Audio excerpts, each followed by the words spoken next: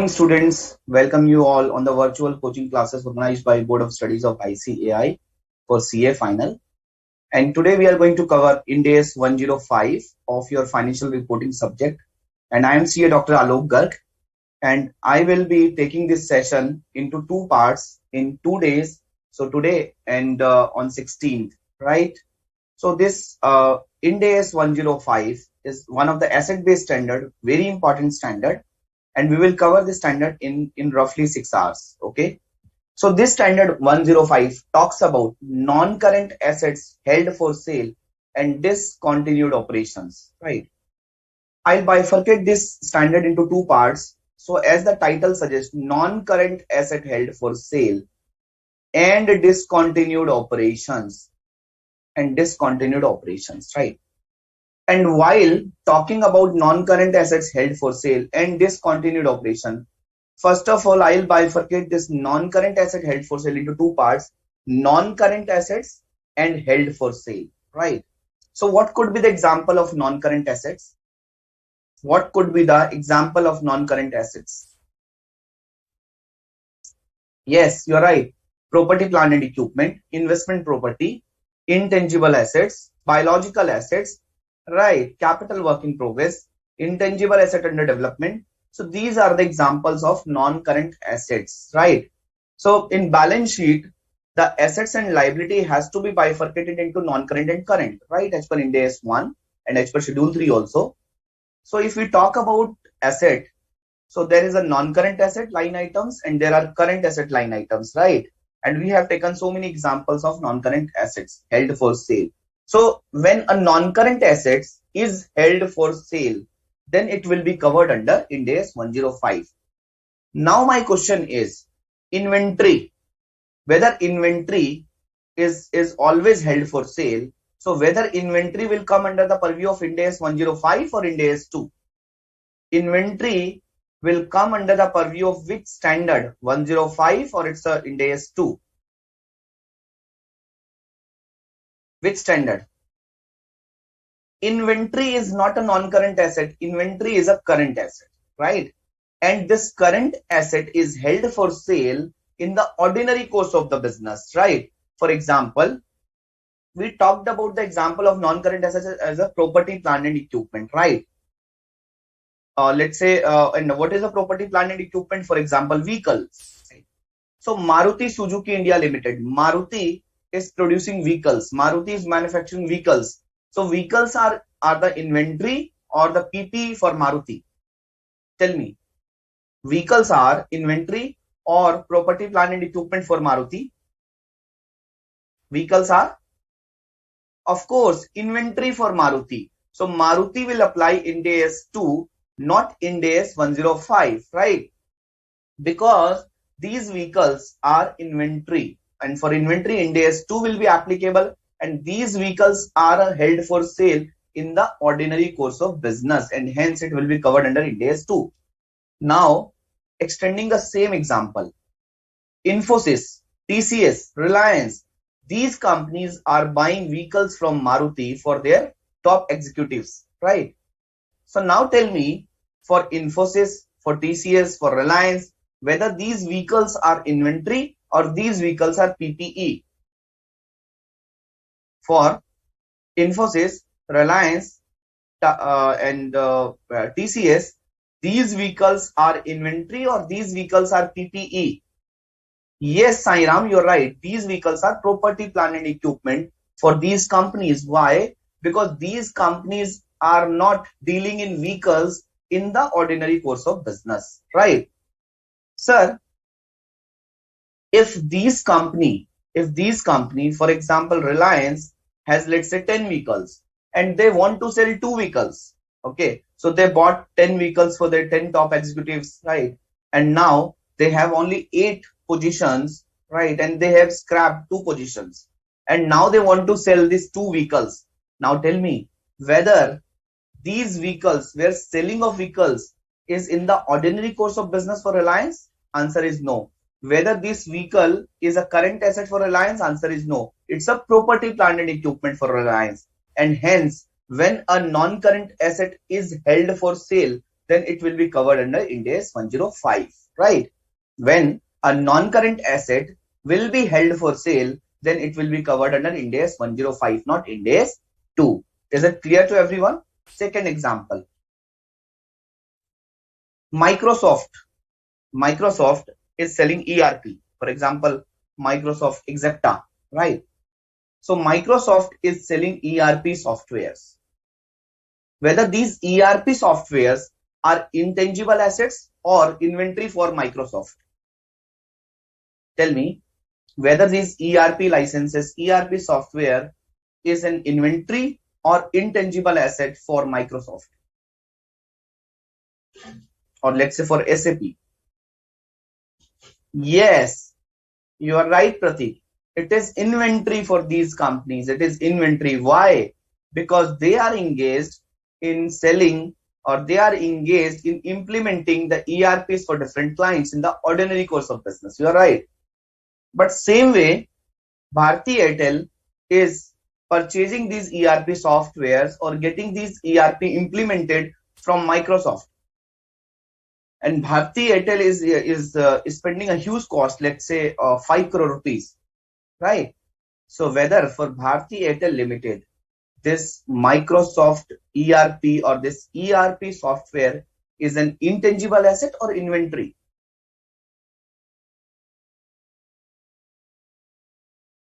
Is an intangible asset or inventory?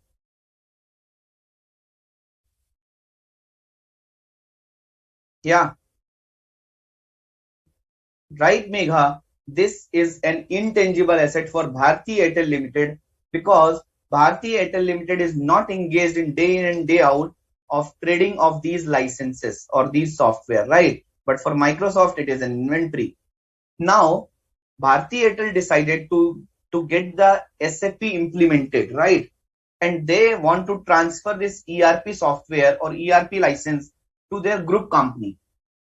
Now, this intangible asset is held for sale. Why? Because they want to sell out this software, right? So since the Bharti Airtel job is not to engage in selling and trading of softwares or these licenses, but these software are non-current asset for Bharti Airtel, and when they decided to sell, it will become held for sale. So it will become non-current asset held for sale, right? And hence it will not be covered under Ind AS 2, it will be covered under Ind AS 105, right? Because inventory, as the name suggests, when you read the definition of inventory, inventories are available for sale in the ordinary course of business, right? Inventories are available for sale in the ordinary course of business. I hope it is clear to everyone. I hope the agenda is clear to everyone for this particular standard, right? Right? So when a building, when a vehicles, or let's say property, plant and equipment, investment property, intangible assets are available for use in the business, please mind my word, use in the business, it will be classified as a non-current asset as per the respective standard. For example, for PPE, Ind AS 16 is there. For investment property, Ind AS 40 is there. For intangible asset, Ind AS 38 is there, right? So these items, these assets has to be measured, recognized as per the respective standard. But once the entity has decided to sell these assets, it will become non-current assets held for sale, right? Non-current assets held for sale. And that is why, and these non-current assets held for sale is not in the ordinary course of business. I mean to say, the business of the entity, the objective of the entity is not to trade in these items, right? In the ordinary course of business. Another example, Infosys Limited has 4 buildings in Bangalore, right? And after COVID, because most of the employees are working from home, and they have decided to sell out one of the buildings. Earlier, all the 4 buildings were engaged for their office purposes, were occupied for their office purposes, right? But after COVID, they thought that the 4 buildings are not required and 3 buildings are more than sufficient, and for 1 building they have decided to sell out, right? These 4 buildings were shown as a property, plant and equipment in the balance sheet of Infosys as a non-current asset, right? But once they decided to sell this one building, it will become a non-current asset held for sale, right? So remaining three buildings were still continue to show as a property, plant and equipment, but this one building will be shown as a separate line item as a non-current asset held for sale, right? So that the user will able to understand, okay, from these three buildings, company wants to have a future economic benefit from use, right? But for this, from this one building, company does not want to use this building. Company wants to sell this building. Company wants to achieve future economic benefit from selling, not from the using of this building, right? And friends, so on the first part we have talked a lot, and on the second part, discontinued operations, we will talk about the disclosure and presentation requirement of discontinued operation. So in the first part, we were talking about individual asset. We were talking about individual asset or group of asset. But if a company is discontinuing, it's one of the major line of business, right? One of the area of its business, then it will be known as a discontinued operations. So we will talk about this part also as the last part in this particular standard, right?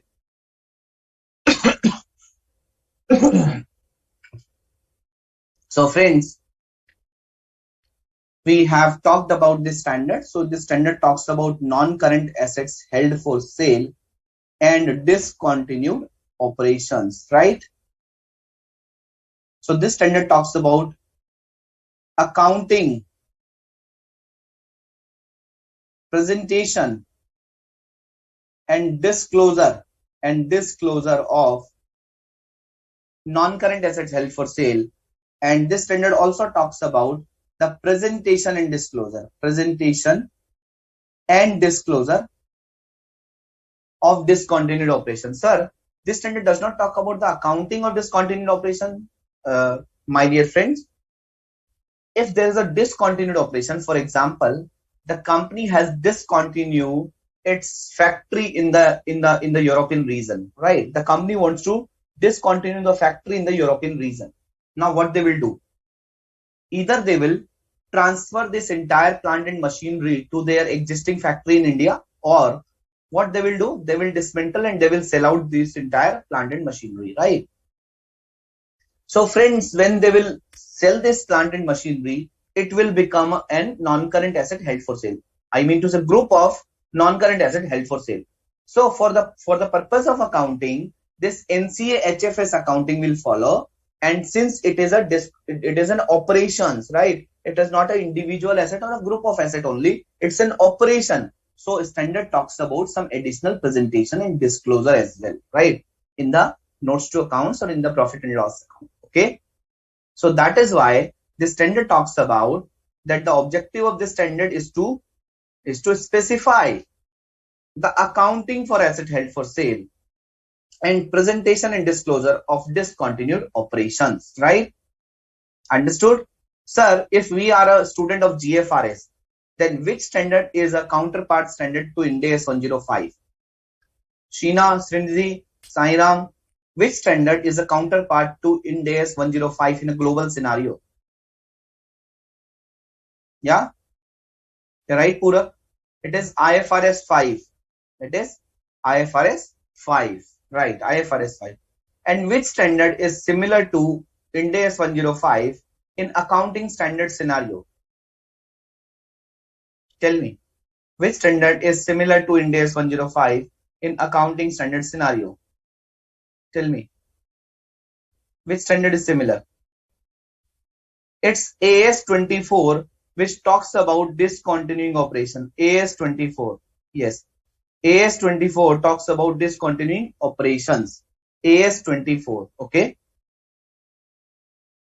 This AS 24 talks about discontinuing operations. Clear? Good.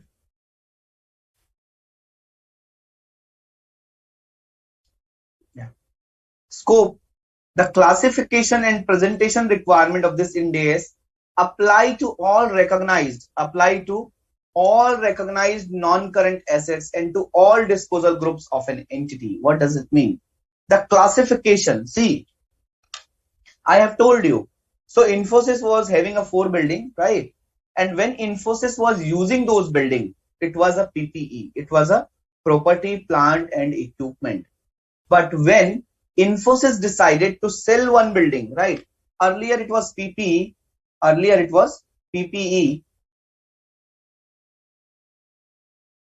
Just a minute. And it was covered under Ind AS 16. So from PPE, it becomes NCA HFS and covered under Ind AS 105 right? So friends, the classification, I mean to say, from normal category, I mean to say Ind AS 16, Ind AS 40, Ind AS 38 to Ind AS 105. This change in classification and presentation requirement of Ind AS 105, we will discuss later on, applies to all recognized non-current assets. It means first, an asset has to be recognized as a non-current asset, right? And who will tell that which asset is a non-current asset? Who will tell? Ind AS 105. Tell me, this non-current current is as per which standard? Sheena, Srinidhi, Sainam, Megha, tell me, this non-current current requirement is as per which standard? Is it as per Ind AS 105? No. Right, Pratik? It is as per Ind AS 1. Ind AS 1 talks about the non-current and current classification. So Ind AS 1 will tell you that, my dear friend, this is a non-current asset, right?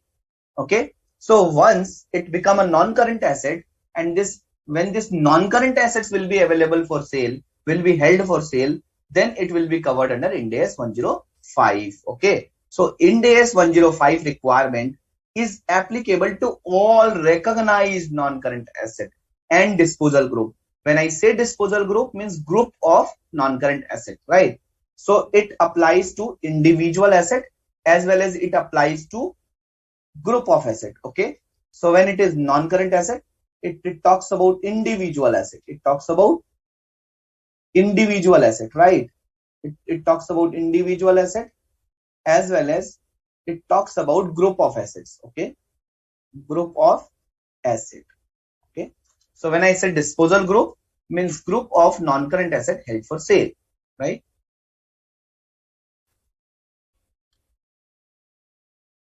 The measurement requirements of this standard apply to all recognized non-current assets and disposal group except for scoped out asset. See, we talked about the classification and presentation requirement. So Ind AS 105 classification and presentation requirement is applied to all recognized non-current asset in the balance sheet, right? And who will say that which is the non-current asset, which is the current asset? As per Ind AS 1. Okay. And when I say non-current asset, it includes individual asset as well as it includes disposal group. Disposal group means group of asset. Sir, what is difference between an individual asset held for sale and a disposal group? For example, let's say J is there.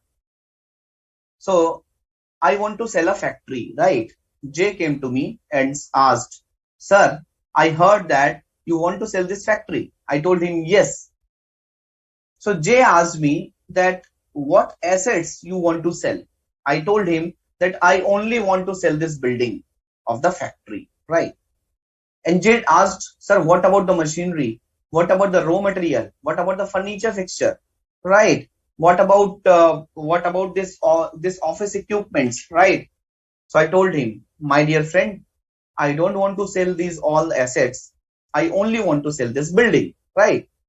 So, friends, this building is an individual asset, right? And when I have decided to sell this building, it will become a non-current asset held for sale, right?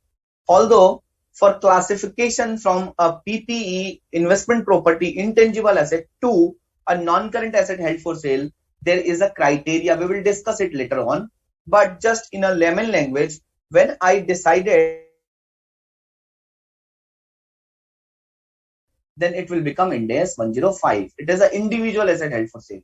Now Sairam came to me and Sairam asked, sir, I heard that you want to sell this factory. I said, yes, Sairam. And then he asked, sir, why you want to sell only building? Why can't you sell this entire factory? Why can't you sell this entire group of assets? I said, okay. I just have a thought on Sairam's comments, and I've decided to sell this building with machinery, with furniture and fixtures, with office equipment, like there was a television, there was a refrigerator, there was an oven. Okay, so I've decided to sell these items, and I was having some raw material also, right? So I said, Sairam, that I can sell this material also, right? So I want to sell all these items along with building. I want to sell all these items in the factory, right? So when I was discussing with Jay, it was a non-current asset held for sale.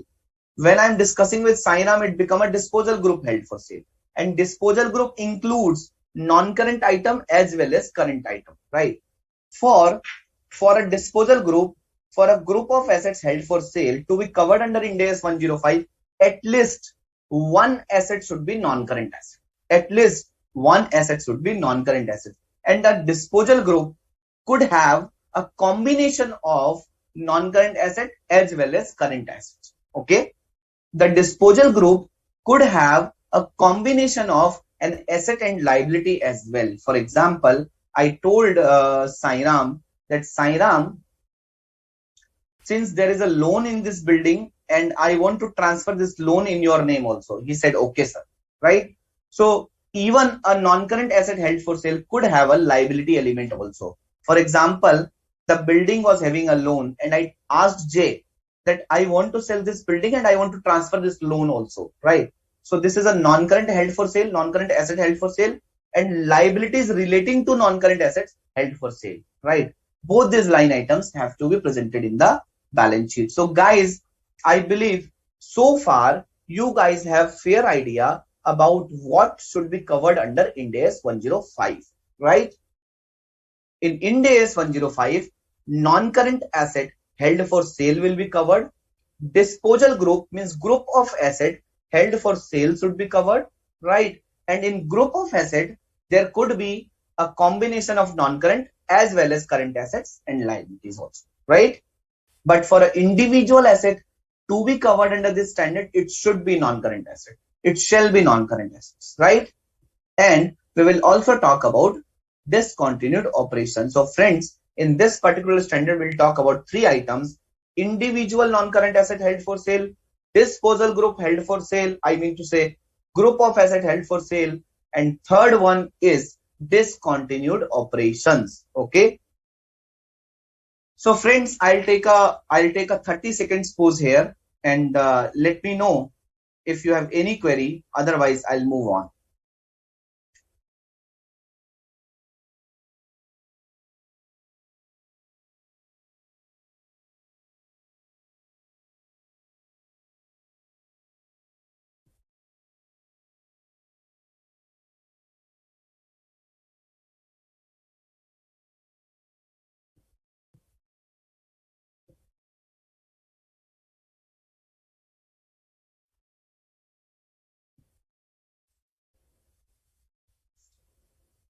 Okay, let's move on. So the measurement requirements, because this standard has some special measurement requirement, right? We'll talk about. So the measurement requirement of this standard is applies to all recognized non-current assets and disposal group, except for some assets, this standard is not applicable. For some assets, as far as measurement is concerned, this standard is not applicable. For example, when you transfer from PPE category to Ind AS 105 category, there will be some temporary differences, right? Between text base and book base, right? So if there is a difference between text base and book base, then there will be a tax implications as per Ind AS 12. Tax implication as per Ind AS 12, right? And friends, when there is a tax implication as per Ind AS 12, then which standard will be applicable? Income taxes will be applicable. Deferred tax will be calculated as per Ind AS 12, not as per Ind AS 105. So what are the scoped out assets? Deferred tax assets has to be calculated as per Ind AS 12. Asset arising from employee benefits. If you are selling a disposal group and there are some employee benefits in disposal group, then Ind AS 19 will be applicable as far as measurement is concerned. Financial assets within the scope of Ind AS 109, right?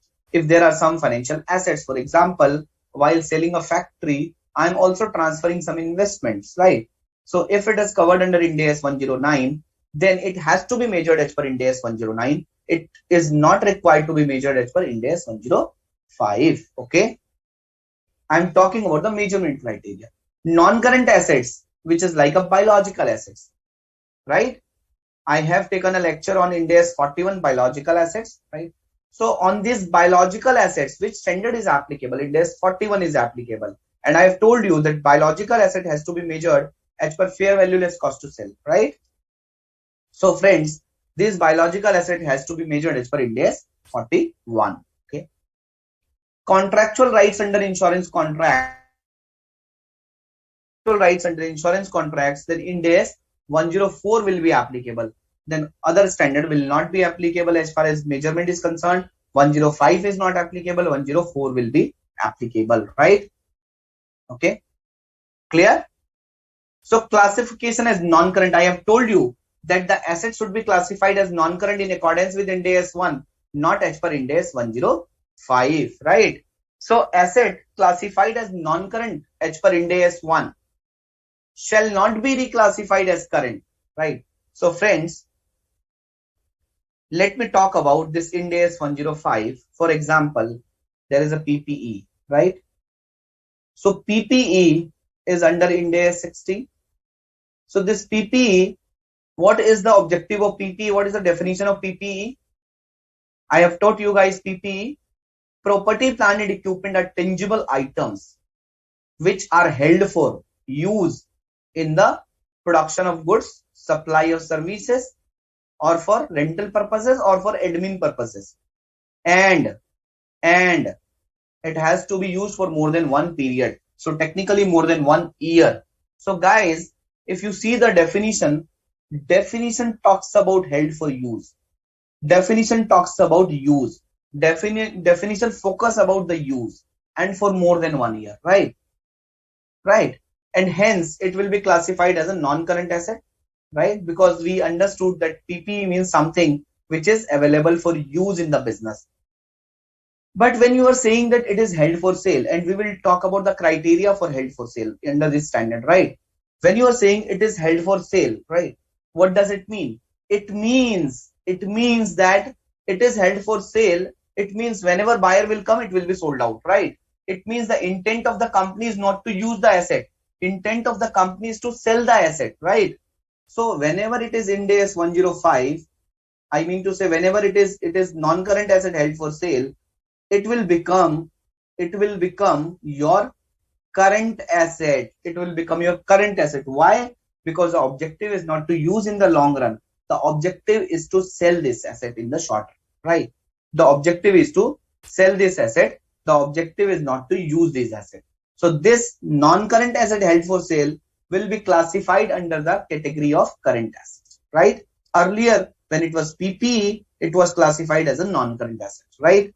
So Ind AS 1 has classified this PPE as a non-current asset. Under Ind AS 105, it has become a current asset, okay? So asset classified as non-current as per Ind AS 1 shall not be reclassified as current until and unless it met the held for sale criteria as per Ind AS 105. Sir, what is the criteria? Don't worry, we will discuss after 10-15 minutes or after 10 minutes, right? Asset of a class that an entity would normally regard as a non-current, that are exclusively acquired with a view to resell, shall not be classified as current unless they meet the criteria to be classified as held for sale as per this Ind AS. What does it mean? I have purchased a building, right? I have purchased a building. So building is normally a non-current asset. Investment property is normally a non-current asset. So if I have purchased a building and I have purchased a building completely for the purpose of sale, right? For the purpose of sale, resale. So I bought a building. So I was getting that building at a very reasonable price. So I bought that building. I have spent some renovation expenditure and then I want to sell this building, right? After some renovation.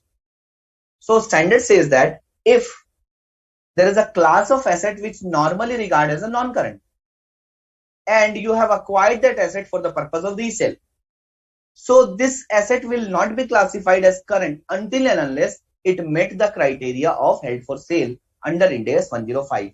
So the standard is trying to say that if you have purchased an asset for resale, and which asset? So asset, which asset? So the asset which is normally non-current, for example, investment property, intangible asset, property, plant and equipment. So it will be non-current asset only, right? But if such asset met the criteria of held for sale as per Ind AS 105, then it will become a current asset, right? Is it clear? Any doubt so far?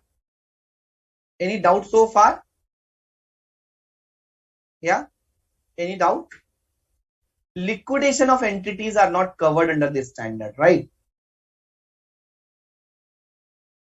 So when entities are liquidated, okay, so the entire business is going out, right? The entire entity is going to be finished. This standard talks about when an entity is continuing and they are discontinuing in some operations or they are selling some non-current assets, right? So when in case of a liquidation of entity Sairam, the entire accounts has to be prepared on a liquidation basis. Everything is a held for sale, right?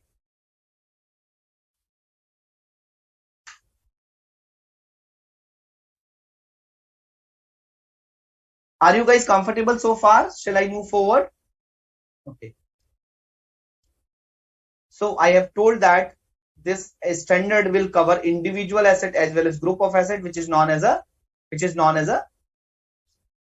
disposal group, right? Which is known as a disposal group. So disposal group means disposing multiple assets and liabilities or multiple non-current and current asset as a single transaction. Okay. Understood? So guys, so far we have understood in case of a held for sale asset under Ind AS 105, the objective is not to use. The objective is to sell, right? But for a property, plant and equipment, intangible asset or investment property, the objective is to use the asset in the long run, right? The objective is to earn future economic benefit by using that asset or by from that particular asset, right? But for held for sale, how this future economic benefit will be arrived? Because you understood that for recognition of any asset, two things are very important. One, future economic benefit should be probable and cost can be measured reliably. So for a PP, future economic benefit will be achieved by using that asset in the business. For investment property, future economic benefit will be arrived either by way of capital appreciation or by way of earning rentals. For an intangible asset, future economic benefit will be arrived or achieved by using that intangible assets, right? So guys, from non-current asset held for sale, because of course it's an asset. So how the future economic benefit will be achieved? Can you tell me how this future economic benefit will be achieved? Can you tell me how this future economic benefit will be achieved? Yes, Sheena, the class notes will be uploaded, right? So guys, the future economic benefit will be achieved by a sale transaction, by selling the asset, right? The objective is to sell the asset. So the money will be received by selling the asset, okay? So an entity shall classify a non-current asset or disposal group as held for sale if its carrying amount will be recovered principally through a sale transaction rather than through continuing use. If it would be a continuing use, it would not be a held for sale asset. It would be a probably property, plant and equipment, investment property or intangible asset, right? So when a non-current asset or a group of asset will be classified as held for sale. It will be classified as held for sale if the carrying amount of that asset will be recovered principally through a sale, not through a use, right? Understood? Is it clear? Yeah.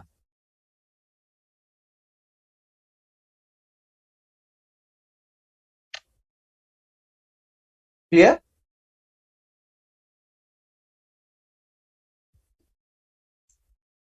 Okay. Now let's talk about the criteria. Sir, when a normal asset, I mean to say, for example, property, plant and equipment. Sir, when property, plant and equipment will be reclassified to non-current asset held for sale. Sir, for example, this is a PPE. When this PPE will be classified as a non-current asset held for sale. I mean to say, when this Ind AS 16 will be reclassified as Ind AS 105. When this Ind AS 16 will be reclassified as Ind AS 105, right? When this 16 will be reclassified as Ind AS 105. So this 16 will be reclassified as 105 when some conditions will met. When some conditions will met, right? Which conditions? Asset or disposal group must be available for immediate sale in its present condition, and the sale must be highly probable. That is, management must be committed to the disposal. So standard says that two conditions needs to be satisfied. Which are conditions? Two conditions needs to be satisfied. ISPC plus HP.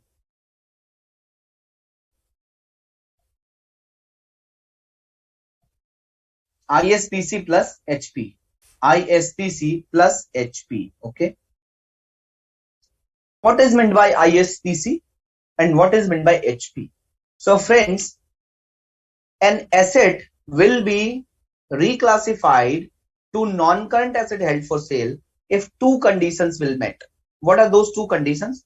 One is ISPC and the second one is ISPC and the second one is HP and the second one is HP, right? So what is the full form of ISPC? Just to make you guys remember, ISPC, Internet Service Provider Company. Internet Service Provider Company. HP, Hindustan Petroleum. Sir, whether this is the full form under Ind AS 105. So guys, this is the full form just for sake of remembering. Internet Service Provider Company, ISPC. It is immediate sale in present condition. It should be available for immediate sale in present condition. Immediate sale in present condition. And sale must be highly probable. HP means highly probable. Immediate sale in present condition. ISPC, immediate sale in present condition. Immediate sale in present condition, right? ISPC, immediate sale in present condition, and sale must be highly probable, right? Sir, please explain what is the meaning of immediate sale in present condition and what is the meaning of sale must be highly probable. So immediate sale in present condition. I want to sell a building, right? I want to sell my flat. Sheena came to me and asked, sir, you want to sell your flat? I said yes. So Sheena asked, okay sir, I want to buy this flat. What is the price? So I told her that the price is let's say 50 lakhs. She told, okay sir, I'm ready to pay 50 lakhs rupees. So please take 50 lakh rupees and please transfer this flat in my name. Right. I told Sheena that Sheena, so in just 10 kilometers away from this place, a construction is going on and my flat will be ready in the next 4-5 months. And after then only I can shift there. Okay. So I cannot transfer this property, in the next 4-5 months, and I can transfer this property only after 5 months. Right. Now friends, tell me whether this flat is available for sale? Answer is yes. But whether this flat is available for immediate sale in the present condition? Whether this flat is available for immediate sale? Whether this flat is available for sale? Answer is yes. But whether this flat is available for immediate sale?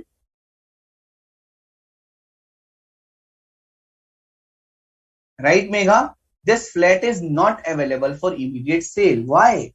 Because I am saying that I cannot transfer this flat in the next 4-5 months, right? So this flat is available for sale, but this flat is not available for immediate sale in present condition, right? So it means it is not meeting the ISPC criteria, immediate sale in present condition criteria. Okay, understood? Sheena is asking, sir, when we assess that the probable future cash inflows will be lower than probable future cash outflows, Sheena, in that case, impairment could be there. Why? Okay, because you will calculate value in use, right?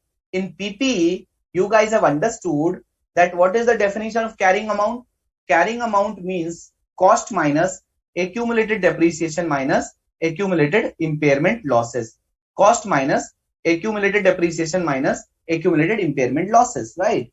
And in Ind AS 36, you guys have learned that what is the objective of Ind AS 36? That the carrying value in the balance sheet, the carrying value of the asset in the balance sheet should not be more than the recoverable value, right? It means you guys have to see whether the assets which are there in the balance sheet, the carrying amount which is there in the balance sheet, it should not be more than the recoverable value. And you guys have learned that recoverable value is the higher of fair value less cost to sell and value in use. Fair value less cost to sell is a market value. Value in use is the present value of future cash flows. And when I say future cash flows, it is inflows net of outflows, right? So Sheena, if the inflows will be lower than the outflows, in that case, there will be an impairment, right? So you have to see the impairment. You have to look at from the impairment perspective, okay? So you have to see the impairment. Clear? Is it clear?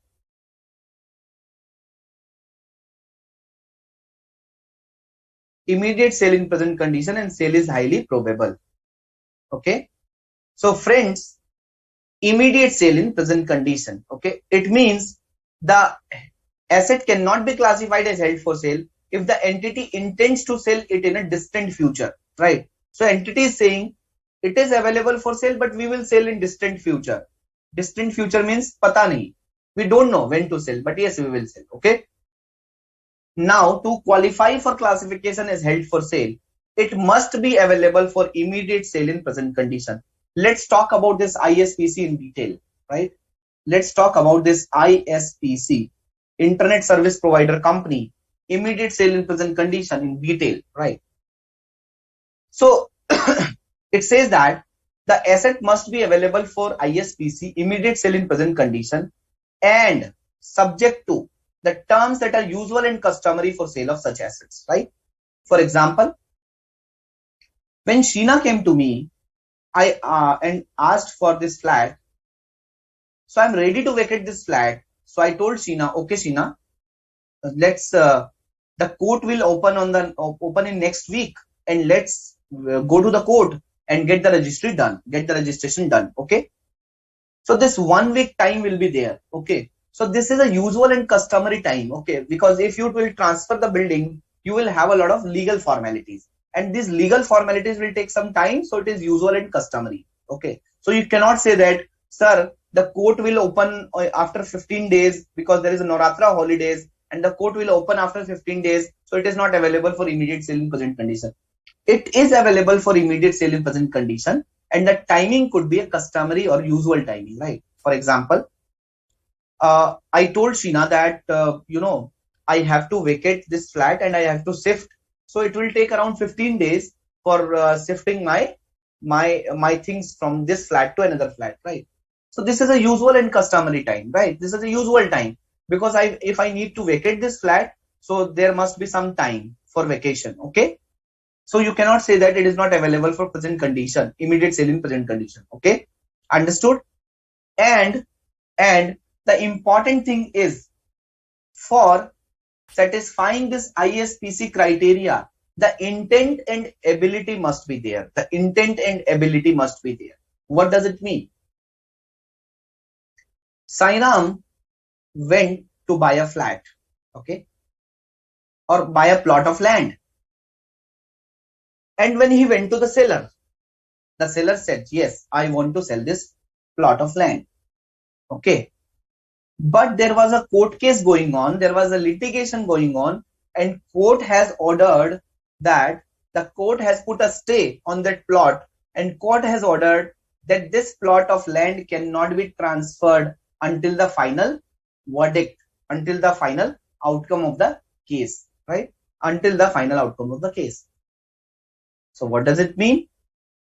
This means that the intent is there, but the seller will not be able to transfer this flat. Transfer this land. Okay. Why? Because there is a stay. There is a stay order from the court of law. Okay. So intent is there, ability is not there. Second example, I want to sell my building, and there is a loan which is going on in that building, right? And the original paper is lying with the bank. Original paper is lying with the bank. Okay. And now I have a huge amount of loan on that building. And the buyer is saying that I can only purchase once you show me the original papers, right? And the original papers are not with the seller. So in this case, intent is there and seller does not have money also, right? And buyer is not ready to pay in advance.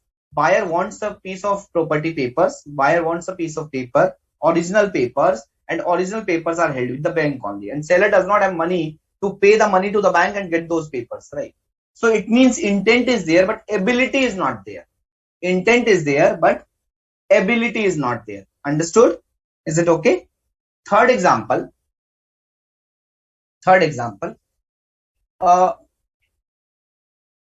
the seller wants to sell its factory, right? And seller is a legal owner of the factory, right? So seller is able to sell this factory, right? But seller does not want to sell the factory until and unless the entire pending order will be completed, right? What does it mean? It means ability is there, but transfer this building or vacate this building immediately in its present condition, intent is not there, right? Because the seller wants to complete the pending order, then only seller wants to transfer this building or transfer this factory. So ability is there, but intent is not there, right? So for satisfying the immediate sale in present condition criteria, intent and ability both should be there. Okay, it's not a single thing, both should be there, intent and ability. Understood? Is it clear? Right? And it should be available for immediate sale in present condition. ISPC, immediate sale in present condition. I hope it is clear to everyone, guys. I hope you guys are comfortable. Sheena, Sainam, Srinidhi, Jay, yeah, Megha, Pratik. Good. And the second condition is sale is highly probable. Sale is highly probable. When sale will be considered as highly probable? Probable means more likely than not. Highly probable means significantly more likely than not, right? Sale is highly probable when some conditions will be satisfied. When we can say that sale is highly probable, sale will be considered as highly probable when management committed to a plan to sell the asset. When management is committed to a plan to sell the asset, right? So management has already committed. Okay, management has already made a plan. So in the board minutes, there is an agenda for the sale of asset, for the sale of this non-current asset, right? So see, there is no agenda for sale of inventory. Why? The nature of inventory is held for sale. The nature of inventory is to trade, is to sell, right? In the ordinary course of business, the nature of the inventory is to sell in the ordinary course of business, right? So management is committed to plan to sell the asset, but for non-current asset, the nature is not to sell in the ordinary course of business. If the company will sell its entire non-current asset, what does it mean? It means the company does not want to continue the business, right? So first, management should be committed to sell the asset. It is in their board minutes, already plan has been made, or already discussion have been happened, right? It is minuted by the board of directors, right? Active program to locate a buyer has been initiated, right? And to execute this sale, the active program to locate a buyer has been initiated. The company has started inquiring. The company has published the advertisement on its website, right? The company has registered this this sale of factory or let's say sale of building on the online portals like Magic Bricks, Prop Tiger, 99acres.com. The company has asked quotation from so many dealers, right? Agencies.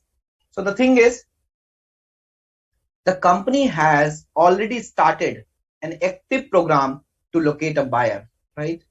The third one is, it is actively marketed at a price that is reasonable. So it is actively marketed at a reasonable price. For example, the market price is, let's say, 1 crore for that building. And the entity is also demanding a price in the range of this number only, right? But it does not mean that the market price is 1 crore and the entity is asking, let's say, 1.5 or 2 crores, right? So the price should be a reasonable price in relation to the market value. And sale should be expected to qualify for recognition as a complete sale within 1 year from the date of classification. And it is expected that this sale will be concluded. Okay. So this transaction will be completed within 1 year from the date it is classified as a non-current asset held for sale. Sir, whether non-current asset held for sale will be classified only at the reporting date? Answer is no.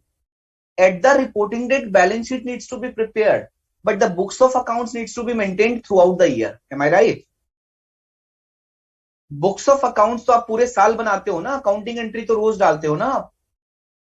So books of accounts needs to be maintained throughout the year, right? But the balance sheet needs to be prepared on the reporting date. Okay.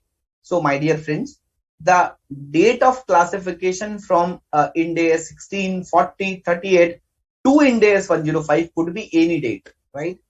And this sale should be expected to be completed within 1 year from the date of classification of that asset as an held for sale. Clear? Okay. So it should be expected to complete within 1 year, from the date of classification as NCA HFS. Actions required to complete the plan indicate that it is unlikely that plan will be significantly changed or withdrawn. The entity wants to sell the factory and they have already reached at such an advanced stage that it is unlikely that the plan will change. Unlikely. I am not saying that it will not change. It is impossible. I am saying it is unlikely. For example, the entity wants to sell its factory. They have already shifted their operation from this factory to another factory. Okay. Or they have already advertised in the market that we are not going to sell this product and we are just shutting down this Dharuheda factory. Okay. So there is a place in Haryana called as a Dharuheda. Okay. So they have already stopped the manufacturing. They have already done the restructuring. They have retrenched the staff. They have shifted their laborers or workers or employees, right? And they have stopped buying the raw material for that particular factory. They have done so many actions that now it seems unlikely to change the plan, right? And it seems that yes, this factory will be sold out. Okay. Is it clear? Is it clear, guys? It seems that this factory will be sold out. Is it clear, friends? Yes or no?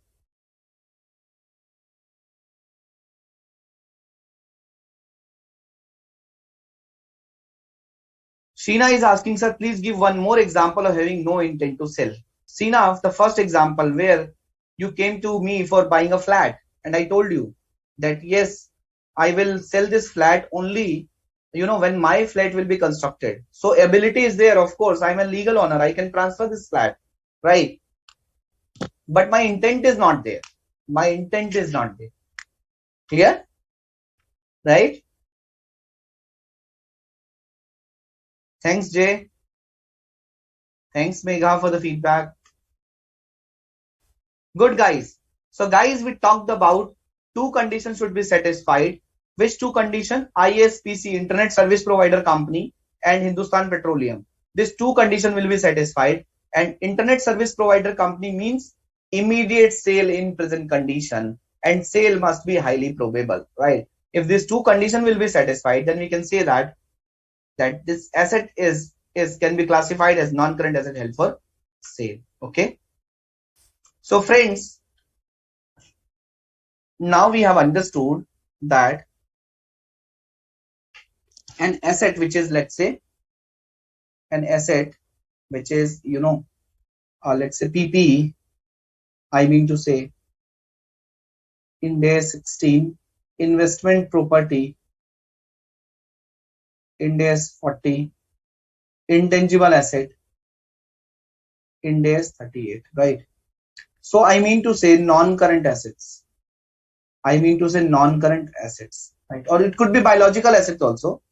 It could be biological asset also. Ind AS 41.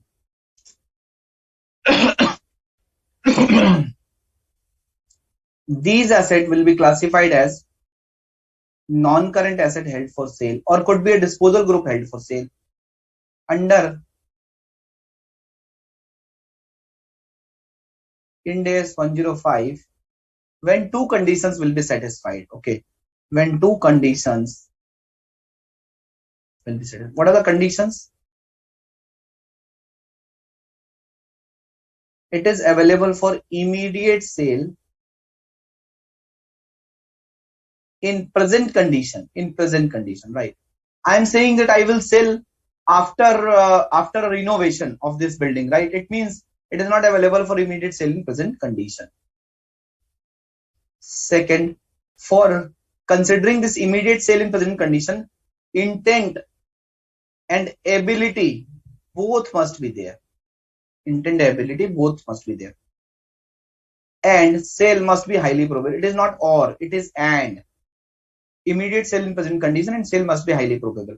Highly probable means management is committed. Management is committed for the sale. Is committed for the sale, right? Active program for locating a buyer. Active program to locate a buyer has been initiated. Active program to locate a buyer has been initiated, right? To locate a buyer has been initiated. Third, active program to locate a buyer has been initiated. What is third? Reasonable price. It is marketed at a reasonable price in relation to fair value. Fourth, sale is expected to complete. Sale is expected to complete in 1 year, right? And that is why it is shown as a current asset. So it is shown as a non-current asset held for sale line item, but as a current asset, right? Last, unlikely that plan will change. Plan will change. Okay, understood? I hope now you guys are able to learn, remember, memorize this particular condition. This is a very important condition, right? Sairam and J, unlikely that the plan will change means unlikely that the plan for sale will change. Okay, so the entity has committed to sell. The first point is management is committed to a plan for sale, and the last point is it is unlikely that this plan will change. Okay, it means it is unlikely that the entity will say, oh yes, now I don't want to sell this asset, I want to use this asset. For example, let me take a real life example. There was a company, okay, and the company was into manufacturing of sanitizers, and this company was having two plants, right? and this company was, and there was a very less demand for sanitizer. Okay, so the company was thinking to dispose of, to discontinue, or to sell its one of the plant. But suddenly in December 2019, this COVID came, right? And no one was aware, and no one has predicted that the demand of sanitizer has been grown huge, right? The demand of sanitizer will grow. No one has expected. So when this COVID came, and this entity wanted to sell its one of the plant, and they have decided it as a held for sale, right? Because these conditions will be meeting, and they were expecting that yes, we will be able to sell this plant within 1 year. But when this COVID came, they have again decided, no, we will put some new machinery here, we will put the staff here, labor here, worker here, and we will continue this plant, as well as we will install the third plant also, right? And the company has done, they have increased their facilities, they have increased their production facilities. The company which is into medical equipment, the company which is into sanitizers, the company which is into which is manufacturing the immunity medicines, right? So the company which is manufacturing these thermometers, right? So the company due to the pollution, the company which was selling air purifiers, right? So all these companies have expanded their facilities, right? Manufacturing facilities. So in this case, of course, some of the companies have changed the plan, and they have again reclassified from non-current asset held for sale to a normal asset like PPE. And we will discuss what is the accounting in case when it is moving from PPE to 105, what is the accounting? Again, we will discuss what is the accounting when it will again move from 105 to Ind AS 16. Okay, so we will discuss that also. But the thing is, due to the actions today, it is unlikely that the plan will change. I'm not saying it is impossible, right? I am saying that it is unlikely that the plan for sale will change. It is unlikely that the plan for sale will change. Okay, I hope it is clear to everyone. Sairam J, is it clear to you? Is it clear, guys? Good. So friends, let's discuss some more case studies on this, so that you will be able on the aspects of this non-current asset held for sale conditions. An entity is committed to sell a factory. The production cycle is 6 months and the pollutants are involved. Means there are some pollution element which entity needs to clean. The company must meet its existing orders, right? The company must meet its existing orders. Dismantling the equipment and cleaning up the pollution will put the facility out of action for 6 months. Does the factory meet the criteria of available for immediate sale? Guys, tell me, what is your answer? So the entity is committed to plan to sell a factory. Okay. And the production cycle is 6 months, and they want to clean some pollution element also. The company must meet its existing order. What does it mean?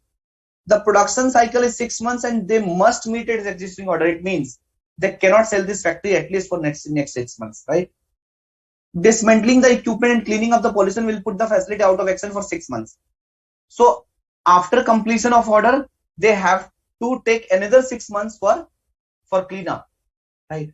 So whether the factory meet the criteria of availability for immediate sale in present condition, tell me. They can't sell in present condition. They have to clean up. They have to meet the existing orders, right? So they cannot sell this factory at least in the next 12 months.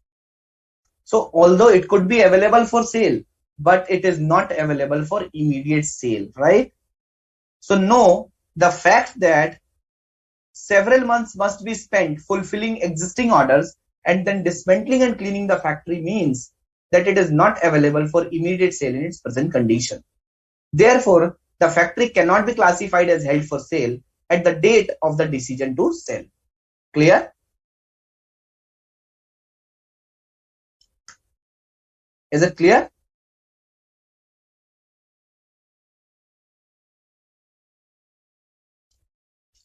Srinidhi is asking, sir, once the first condition ISPC is met, then why sale would be expected to happen within 1 year? Srinidhi, see, I have not said that it will be sold out immediately. I have said that it is available for immediate sale in present condition. You guys must have seen that there are cars which were, standing in the roadside from a car dealer, and there was a board of for sale, right? There was a for sale board which was installed on that car, okay, on the terrace or on the roof of the car, right? You must have seen there is a signboard of for sale in some flat or in some properties, right? So if a buyer, I'm using word if a buyer will come, it is available for immediate sale in the present condition, subject to the time which is usual and customary, like paper formalities, legal formalities, right? So the thing is, Srinidhi, it is available for immediate sale in present condition. I am not saying that it has already been sold, right? I am not saying when the buyer will come, then only this ISPC criteria will met. The thing is, whether ISPC criteria will met, you must have seen in the layman language, sometimes people will say, I want to sell this property. If the buyer will come today, I will sell it right away, right? Have you heard these words? कि अगर कोई खरीदने को आएगा मैं फटाफट बेच दूंगा. What does it mean? It means it is available for immediate sale in present condition. So Srinidhi, you as an auditor, when a company is classifying its asset as a non-current asset held for sale, you as an auditor needs to see, is it available for immediate sale in present condition? Answer is yes. Then you need to see whether sale is highly probable. Then for considering whether sale is highly probable, as an auditor, you will see those 5 conditions and you will ask management that, my dear management, please let me know. Please show me the board minutes. Please show me the plan. They will show you the plan. Then you will ask, prove me. Have you started locating a buyer? Show me the advertisement. Show me the listing, inquiry. What efforts you have made, right? Then you will ask, what price you have fixed? What price you are asking? What is the market price? Then you will ask, what is your estimate?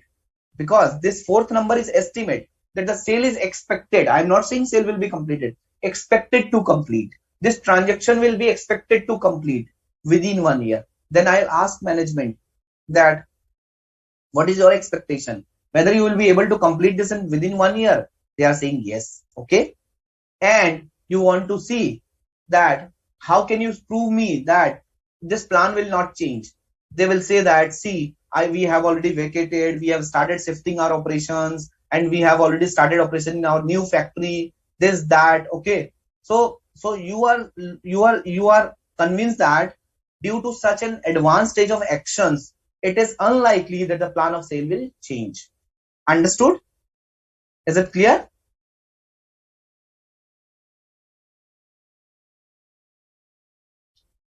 Sheena is asking, but sir, it is written that sale is expected to be completed within 1 year. How can we assess that the buyer will definitely come within 1 year? So Sheena, it is again an expectation, right? So you cannot say that, something, Sheena, what I am trying to say here, if the company has putting all its efforts, right? If the company is putting all its efforts, right? Locating a buyer has been initiated. The price is reasonable, right? The price is reasonable. The company is putting all its efforts and the company is expecting that it will be completed within 1 year. It does not mean that the buyer will come and it will be completed within 1 year. It could be more than 1 year also, but you need to see the intent and efforts and expectations, right? It doesn't mean that the buyer will come within 1 year, but of course, for example, Sheena, for a CA student, right? And parents or student himself or herself will say that it is highly probable that I will clear this CA exam, right?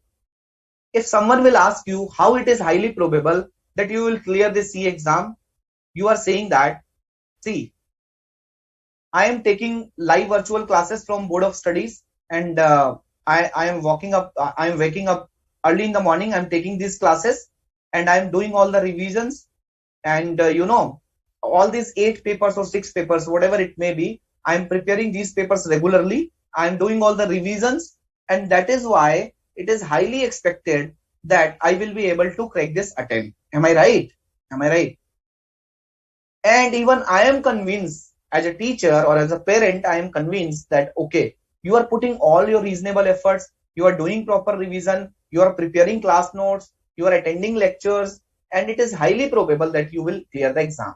But if a student will not put any efforts, he is not attending classes, he is not making class notes, right? He is not doing revision, and he is saying that it is highly expected that I will crack the exam. Whether I will convince, whether I will trust him or her, answer is no. So it is the management expectation, and even though if it will cross 1 month or 2 months, so on the reporting date we will revisit. So in the today's scenario, is it again highly probable that the sale will be converted into a complete sale, not within 1 year, but within a reasonable point of time? If answer is yes, then you have to continue to show it as a non-current asset held for sale.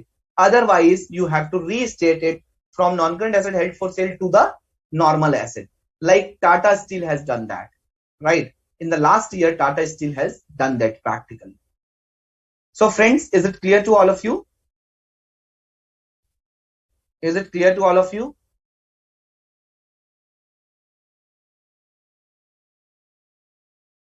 Yeah?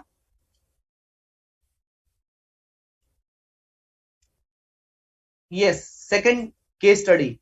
An entity is committed to a plan to sell its head office building, headquarter building, and has initiated action to find a buyer, right? And they have initiated the action to find a buyer. Situation number 1. The entity wants to transfer the building to a buyer after it vacates the building. The time to vacate is normal. Of course, for transferring this building, the entity has to vacate the building, and the time to vacate is normal. 1 week, 15 days, fortnight, okay?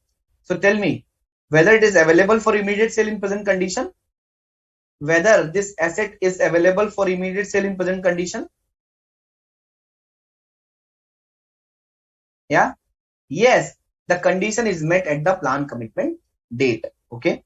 We are considering that the sale is highly probable because the entity is committed to plan and has already initiated action to find a buyer, right?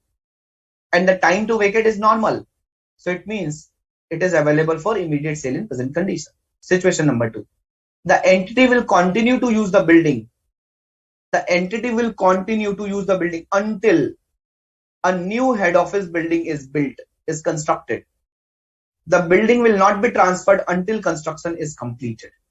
And the building will not be transferred until and unless the construction gets completed. So friends, tell me, in situation number 2, whether the ISPC criteria gets met. Srinidhi, what about situation number 2? Jay, Shairam, Prateek, Megha. Yeah? Yes, you are right. In situation number 2, the criteria of immediate sale in present condition is not meeting. Why? Because there is a condition. They will only transfer this building when the new construction will be completed. It means it is not available for immediate sale in present condition. The delay demonstrates that the building is not available for immediate sale in the present condition, and thus the criteria is not met. Even if a firm purchase commitment has already been entered to. What is meant by firm purchase commitment? Firm purchase commitment means contract, agreement to sell, obligatory agreement to sell. If a buyer or seller, either of the party will breach the contract, they will have to bear the penalty. Okay. So even though there is an agreement to sell, but this building is not available for immediate sale in present condition, it will not be reclassified as a non-current asset held for sale. Okay. Clear? Third example, an entity is committed to a plan to sell a manufacturing facility and has initiated action to locate a buyer. But there is a backlog of customer orders, right? So they have so many customer orders and there is a backlog, okay? Situation 1, the entity wants to sell the production facility, sell the factory with its operations, and any uncompleted orders will transfer to the buyer. So the company wants to sell the factory as it is with operations, right? And all the pending orders will also be transferred to the buyer. Is it clear? So friends, in this case, what is your view? In this case, what is your view? Whether it is available for immediate sale in present condition or not? Whether it is available for immediate sale in present condition? Yes, it is available for immediate sale in present condition. Why? Because the entity don't want to complete the backlog. The entity wants to transfer this factory as it is, right? So the condition is met at the plan commitment date. Situation number 2. The entity intends to sell the manufacturing facility, but without its operation. So it only wants to sell the building. It does not want to sell the operations. And it does not intend to transfer it until condition. It eliminates the backlog of orders. They are saying that first we will complete the backlog of the order, then only we can transfer. So this manufacturing facility, this factory is available for sale, but whether it is available for immediate sale in the present condition, what is your view? Whether it is available for immediate sale in the present condition, what is your view?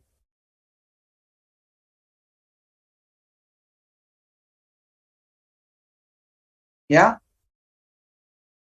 you're right, Megha. In situation number 2, it is not available for immediate sale in present condition. Why? Because there is a condition. The delay means that the facility is not available for immediate sale, and thus the criteria is not met until the operation ceases, until the backlog of the customer order will get completed. Even if a contract, if a firm purchase commitment, a contract were obtained before the operation completed, right? Is it clear? Is it clear? So next example number 6 and 7, requiring shareholders approval. At the end of the reporting period, ABC Company's board of directors has approved a plan to sell a non-current asset. The board has approved, right? The eventual disposal requires approval by majority of the company shareholder through a formal vote, which will take place after the reporting period. So guys, on the reporting date, the board has decided to sell a non-current asset, for example, a factory, right? And this also requires a majority of the shareholder approval through a formal vote, right?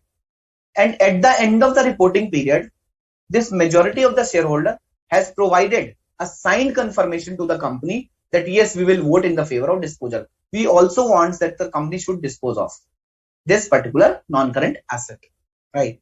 So friends, tell me, well, since this requires a shareholder approval, so tell me, can we say that the sale is highly probable, or it is available for immediate sale in present condition on the reporting date? Can we say that? Answer is yes. Why? This highly probable test is met because the shareholder has given the written confirmation. The formality is pending only. The formality will be completed in the AGM, but they have given the written confirmation that yes, we will vote in the favor of the disposal, and hence we can say that there is no uncertainty that shareholder will approve or will not approve. So on the reporting date, we can classify this item as an asset held for sale. Understood? Understood?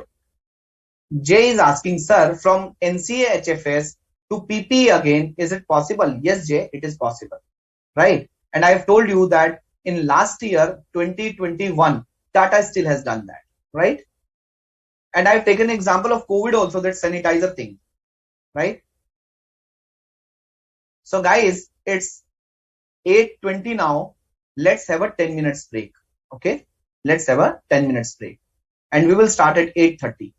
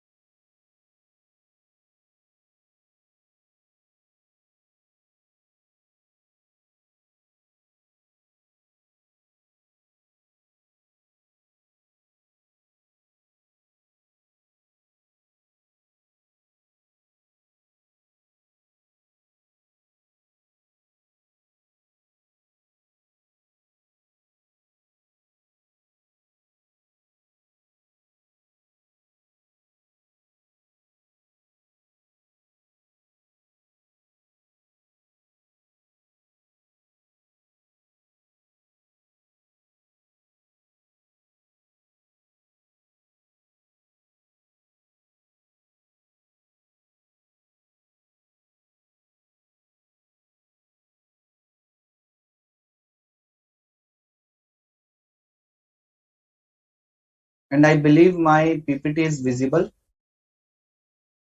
Yeah. So friends, there is an exception to 1 year rule. So let me see first if there is any query. Srinidhi is asking, sir, whether non-current asset held for sale to PPE would take place. I mean to say, there is a change in plan.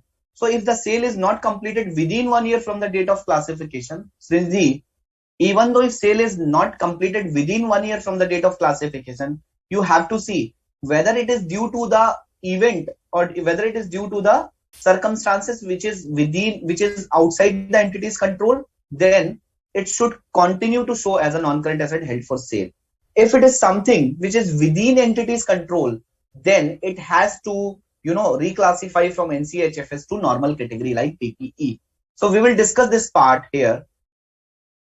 Although sale is considered as highly probable when it is expected to complete within 1 year, when the transaction is expected to complete within 1 year from the date of classification. But this 1 year rule can be overruled. This 1 year rule can be extended, right?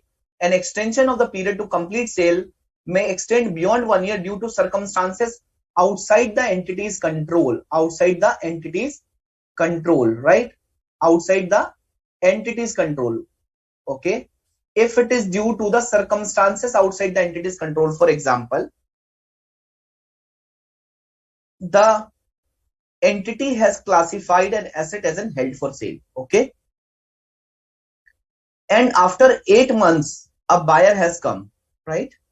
And the discussion were going on, the negotiation were going on, and the negotiation were closed by the end of 11th month, right? Till the time this registration would have happened, the COVID came and the lockdown was made, right? And the lockdown was declared. And this lockdown was 4 months. And that time court was not entertaining any registration. The court was closed. The court were closed, right?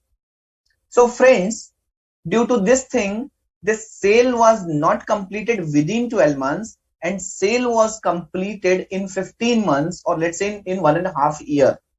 So this COVID is something which is beyond entity's control. This COVID is a circumstances which is outside the entity's control, and hence, even though this transaction may take more than 1 year, still it will be continued to shown as a non-current asset held for sale, right?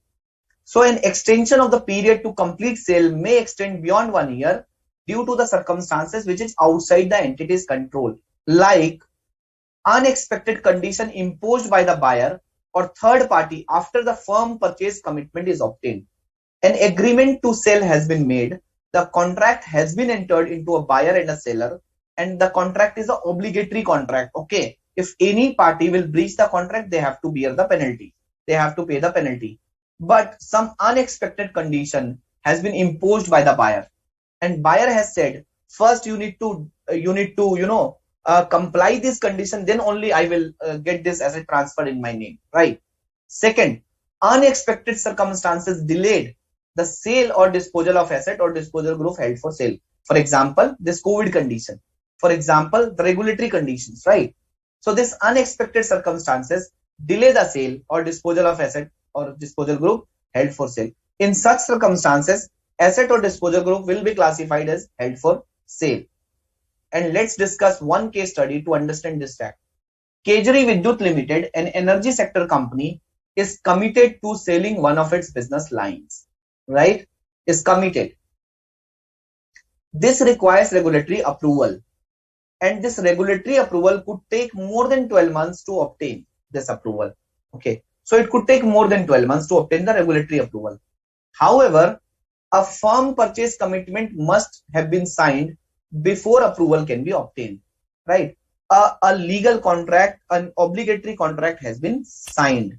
Okay, in the present case, sale is highly probable within a year. Why? So in the present case, the question is saying that sale is highly probable.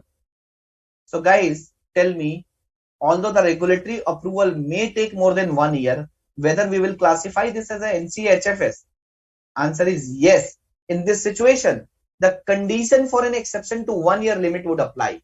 As the sale is highly probable, it may be classified as held for sale even though it extends beyond 1 year. Okay, because the regulatory approval is something which is beyond entity's control.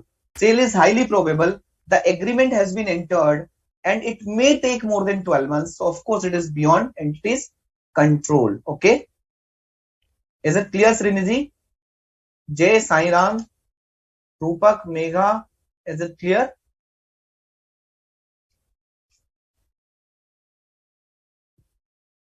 Good. Next example. So this example was, circumstances outside the company's control, right? This example is related to unexpected condition imposed by the buyer. An entity is committed to sell a manufacturing facility, but after a firm purchase commitment is obtained, okay, so the entity is committed to sell, okay, so commitment is there, and after a legal contract has been made, the buyer inspection identify environmental damage that must be made good, and this will extend beyond 1 year.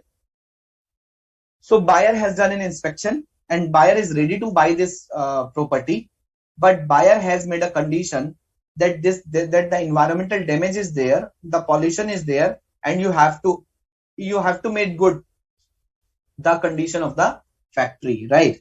However, the entity has already initiated the appropriate procedure to repair the environmental damage, and the sale remains highly probable.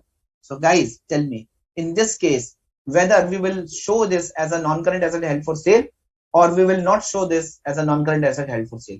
Tell me.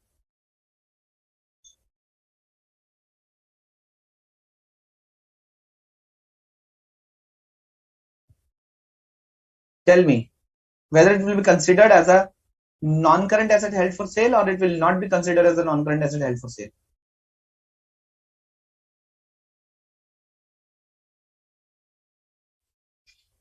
Yes, it will be considered as a non-current asset held for sale. Why? Because the sale is highly probable. The sale is highly probable. Okay. So this already I have covered. And this also I have covered. Right. So friends, let me show you one practical aspect in the form of annual report.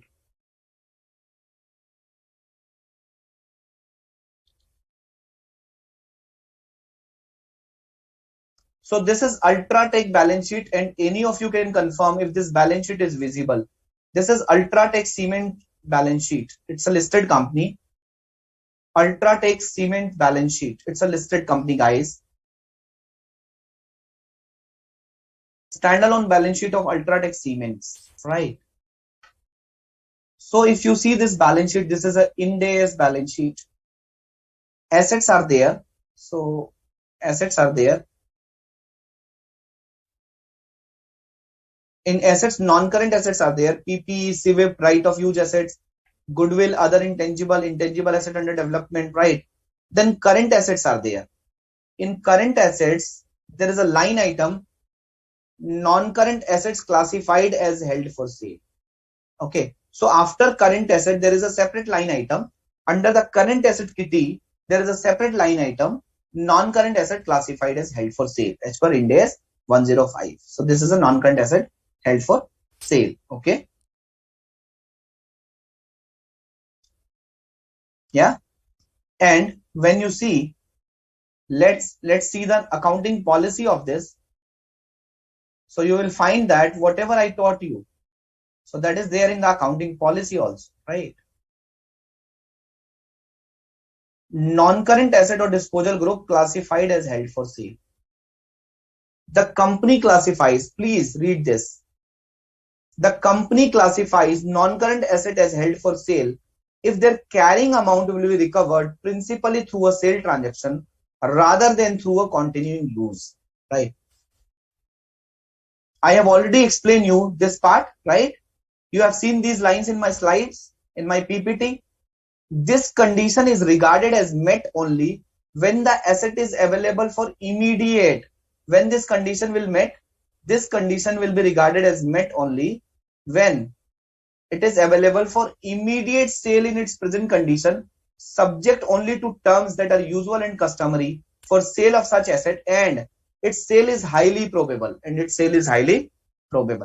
Such asset or group of assets or liabilities are presented separately in the balance sheet in the line asset or disposal group held for sale, and the liabilities included in disposal group held for sale respectively.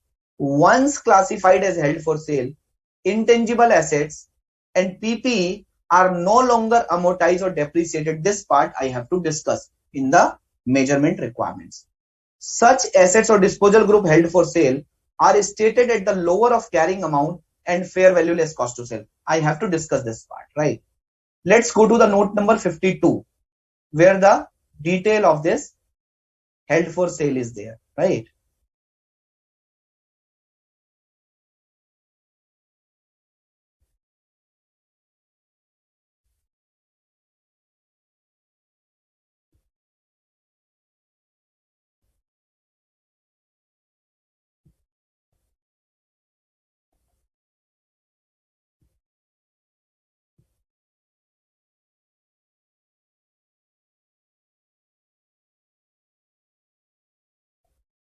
Please read note number 52.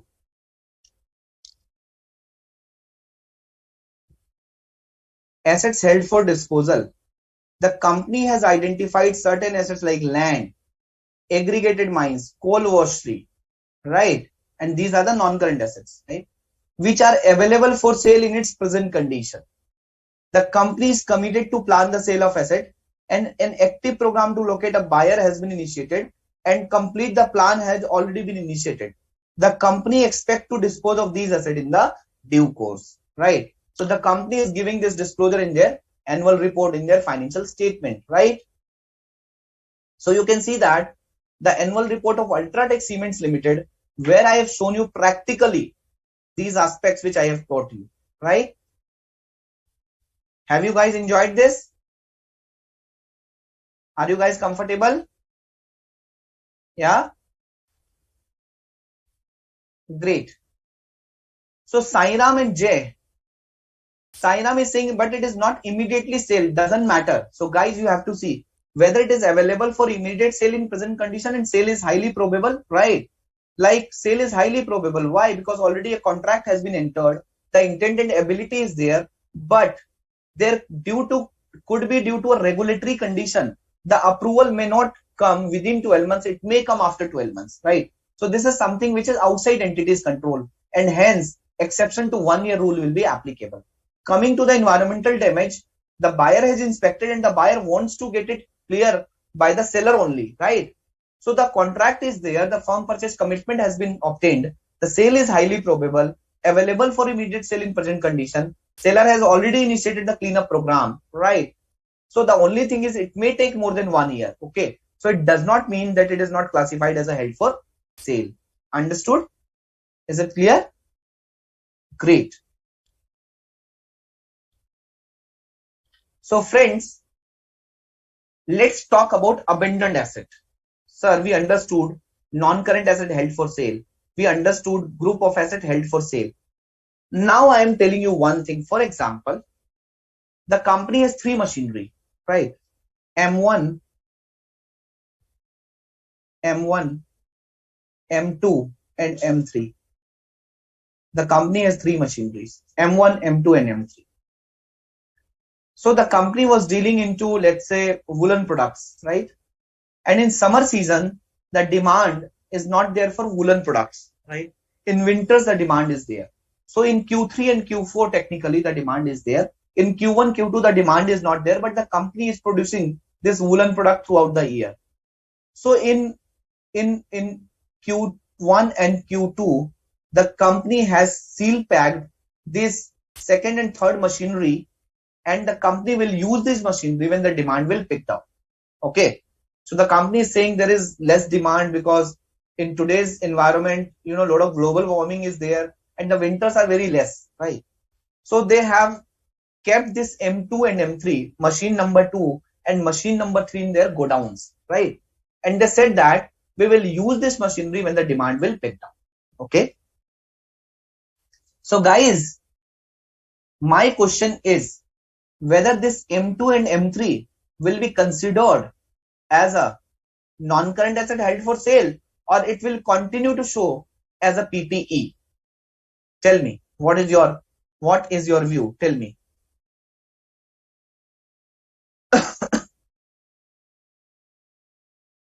Tell me, what is your view?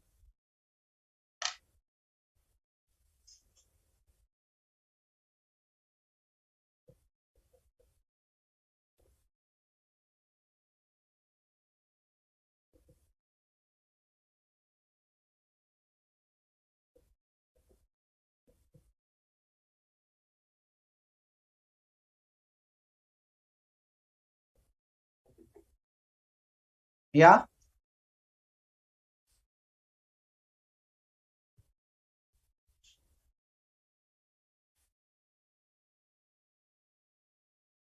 So held for disposal and held for sale are same terms, Sheena.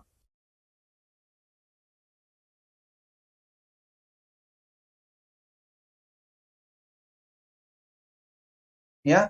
So guys, machine number 1, they are still using, but machine number 2 and 3, this company has seal packed and kept it into the godown. Okay. Understood? So this asset will be considered as an abandoned asset, not a non-current asset held for sale. It will not be classified as held for sale. See, the intent of the company is not to sell these assets, right? Like in our earlier example, I have told you that it is available for immediate sale in present condition. But here, the intent is not to sell this asset. What is the intent? The intent is to use these assets when the demand will pick up. Okay. So the entity wants to recover the carrying amount through the use, not through the sell. And hence, these abandoned asset, this is known as an abandoned asset, and these kind of asset will not be classified as held for sale. Simple thing, because these assets are not held for sale. These assets are not available for sale. Okay. So a non-current asset or disposal group that is to be abandoned should not be classified as held for sale. This includes non-current assets that are to be used to the end of their economic life, right? The intent is to use these assets till the end of the economic life, and non-current asset or disposal groups that are to be closed rather than sold. What does it mean? So the intent of the company is to close these assets. I mean to say use these assets till their lifetime, and the intent is not to sell these assets, right? Because its carrying amount will be recovered principally through a continue use, not through a sale transaction. Clear? Yeah. Let's discuss a case study from ICI study material. Entity ceases to use a manufacturing plant because demand has declined. However, the plant is maintained in a workable condition and it is expected to be brought back into use in future when demand picks up. Right. So the entity has stopped using a plant. Why? Because the demand has declined. Okay. But this plant has been maintained in a condition, in a workable condition, and expected to be brought back into use in future when the demand will get picked up. Right. It is neither to be treated as an abandoned asset nor as held for sale because its carrying amount will be principally recovered through continuing use. Okay. So basically it is written wrong here. So it is treated as an abandoned asset. Okay. But not as a held for sale. Why? Because the carrying amount will be recovered through a continuing use, not through the sale of this plant, right? And entity will not stop charging depreciation, right? Entity will continue charging the depreciation, okay? Because its carrying amount will be recovered principally through continuing use to the end of its economic life, right? So this kind of asset is not considered as a non-current asset held for sale. Understood? Yes, Jay. Abandoned asset could be PP, and if it is intangible in nature, it could be intangible assets, right? It could be investment property also. But it is not a non-current asset held for sale. It is not covered under Ind AS 105. Okay. Now let's discuss the measurement criteria. So guys, I hope you guys are comfortable so far. And let me share my Excel file and please confirm if my Excel file is visible. Please confirm, friends, if my Excel file is visible.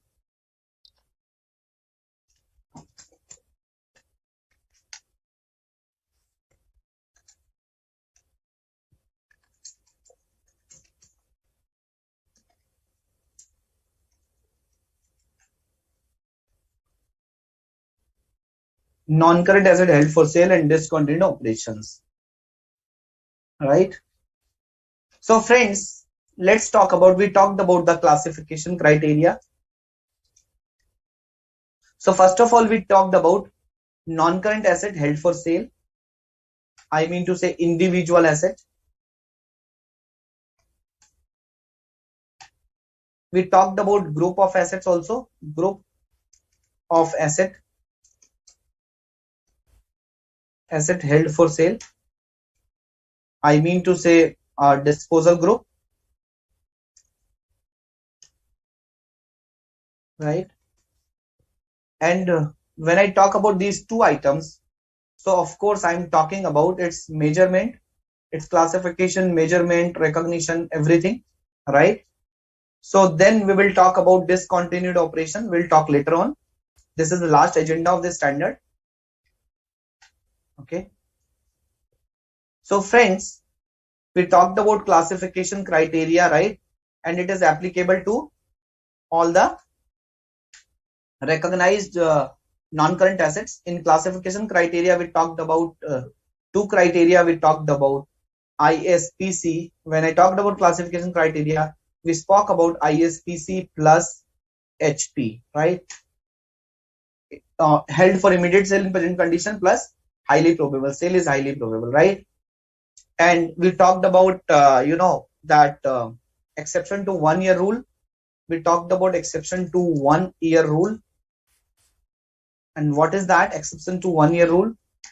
And this exception to 1 year rule is due to circumstances beyond entity's control and firm purchase commitment. What is it? Firm purchase commitment? Legal contract has been entered. Right? Is it clear? So we talked about these aspects, and here we talked about an asset will be classified as non-current asset held for sale when the objective, when the carrying value and the carrying amount is recovered principally through sale transaction, not through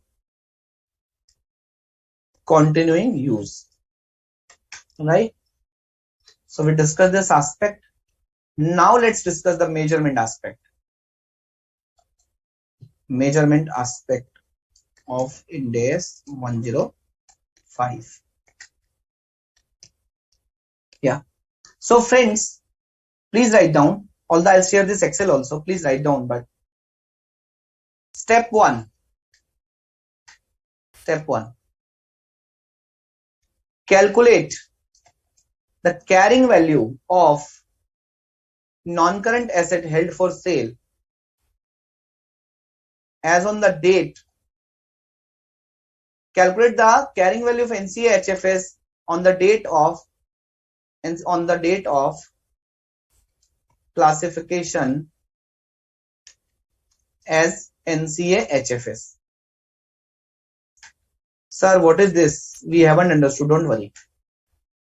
Calculate the fair value less cost to sell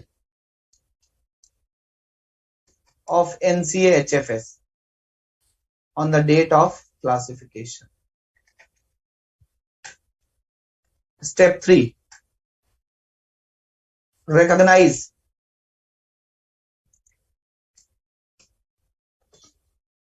NCA HFS at lower of carrying value H per step 1. Carrying value H per step 1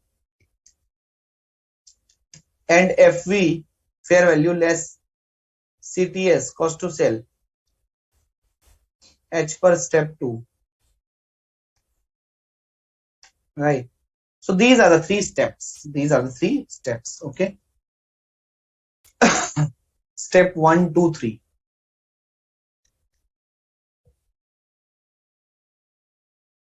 Okay. So friends, let's take an example. There was a building. A Limited purchased a building on 1st April 2019. On 1st April 2019 for rupees 20 lakhs. The useful life of the building is 10 years. Assume no residual value. I'm just assuming no residual value. The building has been classified as held for sale on 1st July 2020. Right.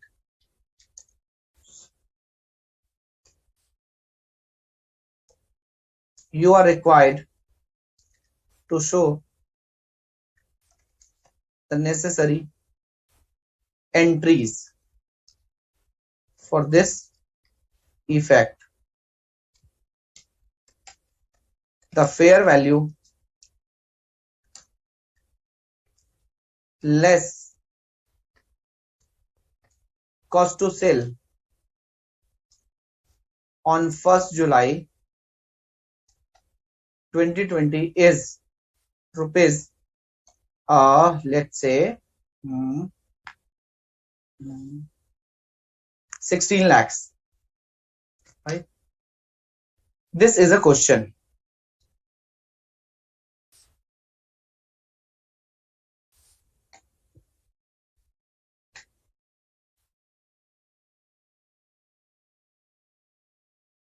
Right? This question is given. Example.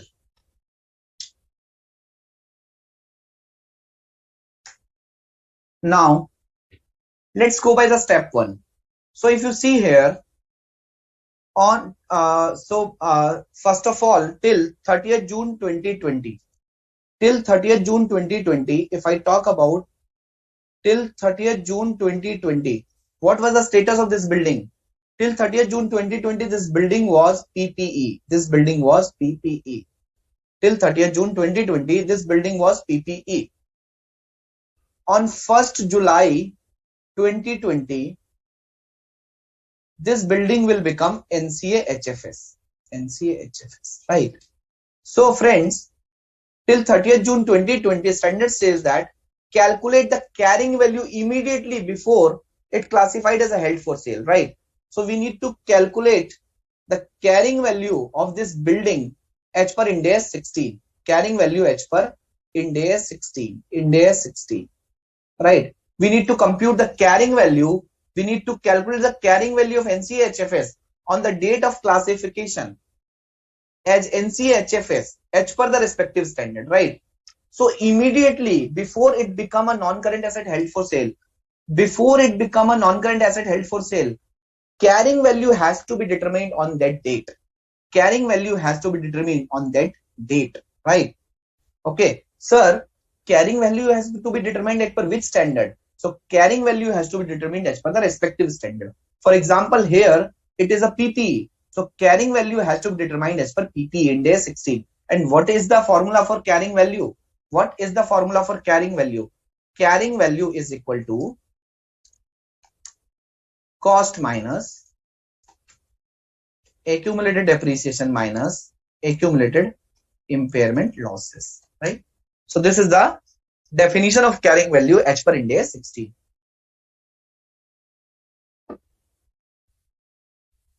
Understood? Is it clear? Is it clear to everyone? Yeah. So carrying value is equal to cost minus accumulated depreciation minus accumulated impairment losses. Minus accumulated impairment losses. Clear? Yeah? Good. So friends, thus in under step 1, you have to calculate the carrying value as per respective standard. If it is investment property, then as per Ind AS 40. If it is intangible asset, then as per Ind AS 38. Right? So we need to calculate the carrying value as on 30th June 2020. As on time immediately before it classified as held for sale. Right? So step 1. What is my step 1? As per step 1, I need to calculate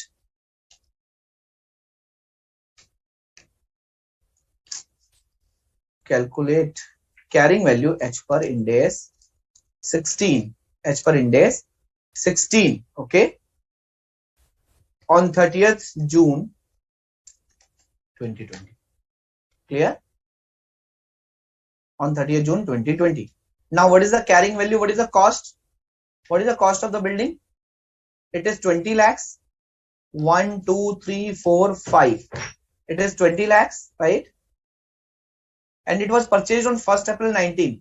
So depreciation. So your depreciation till depreciation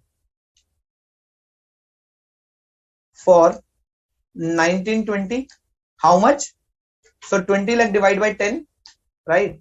So this should be 2 lakh.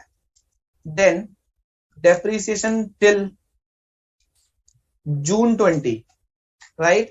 And this is how much? If 2 lakh is a yearly depreciation, then what is the depreciation for quarter?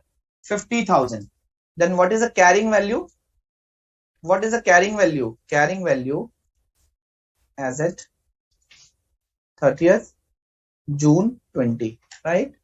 What is the carrying value? The carrying value is 20 lakh minus 2 lakh minus 50,000. It is 17.5 lakh, right? 17.5 lakh. Okay. Now step 2. What is your step 2? Calculate carrying value. Calculate fair value less cost to sale. Calculate fair value less cost to sale as on 1st July.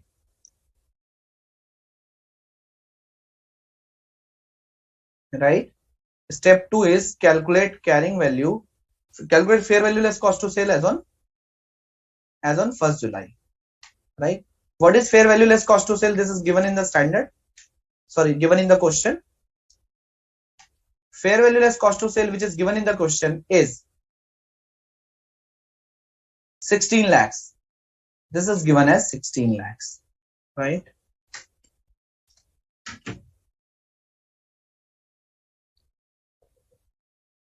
$16 lakhs. Right? Now step 3.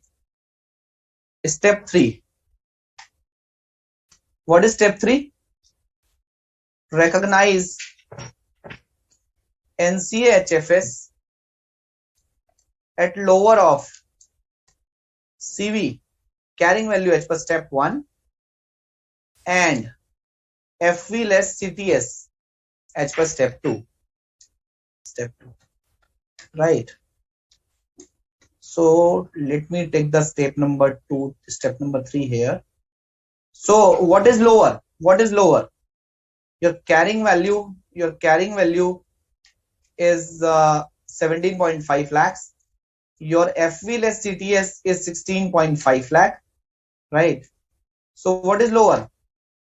What is lower here? What is lower here? So NCA-HFS has to be recognized at lower of either of two. Then lower is 16 lakh. Lower is 16 lakh. Right. So NCA-HFS has to be recognized as per this manner. Now what is the accounting entry? Let me put accounting entries here since beginning. Right.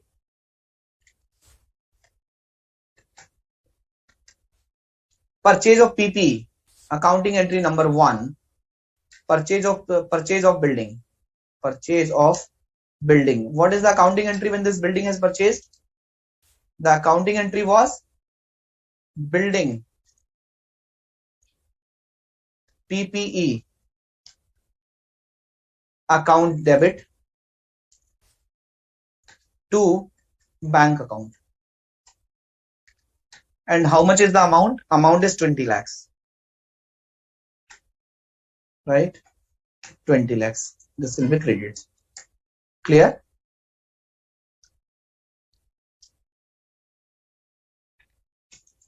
And this accounting should be as per Ind AS 16. Then depreciation.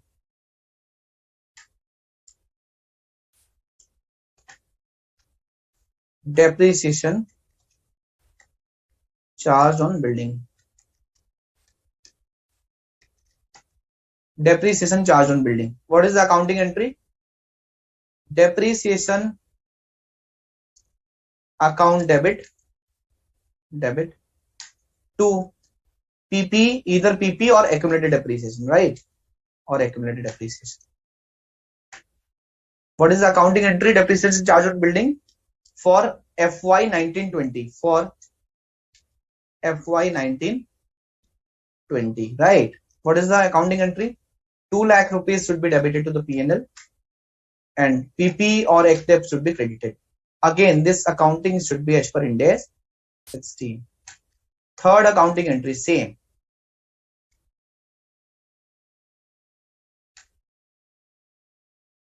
This depreciation needs to be charged for a quarter. Depreciation charge on building for June 20, for 3 months. June 20, right? So 50,000 should be the 1 quarter depreciation. Okay. So these entries have been completed. Now, entry number 4. Entry number 4.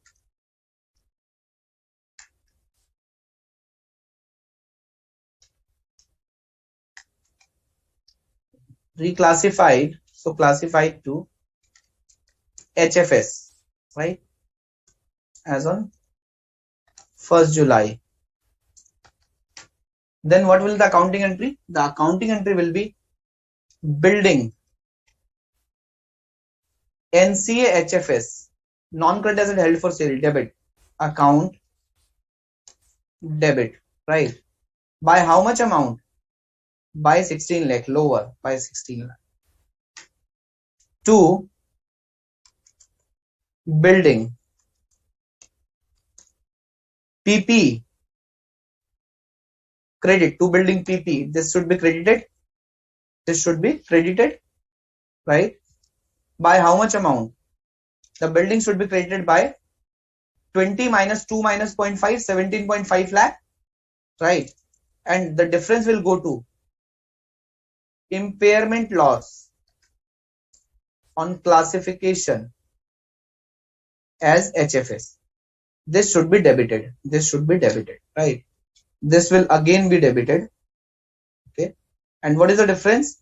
The difference between 17.5 and minus 16, it will go to your P&L, right? And this is as per Ind AS 105. This is as per Ind AS 105. Okay.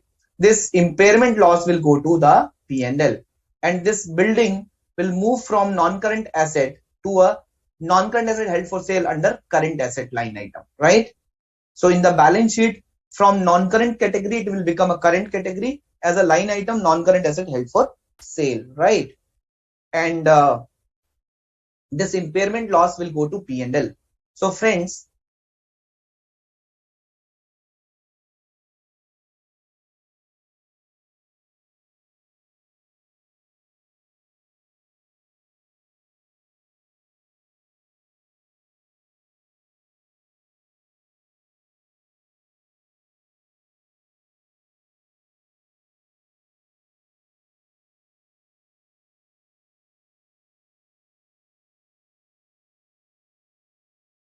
you need to compute the fair value less cost to sale on the date of classification. So whatever is lower, your non-current asset held for sale has to be recognized on as per the lower value. Okay. So your Ind AS 16 PP will be credited. Your NCA HFS under 105 will be debited, right? And the differential will go to the P&L as an impairment loss. Is it clear? So friends, this impairment loss is not as per Ind AS 36. This will be as per Ind AS 105. But for PPE, impairment loss is as per Ind AS 36.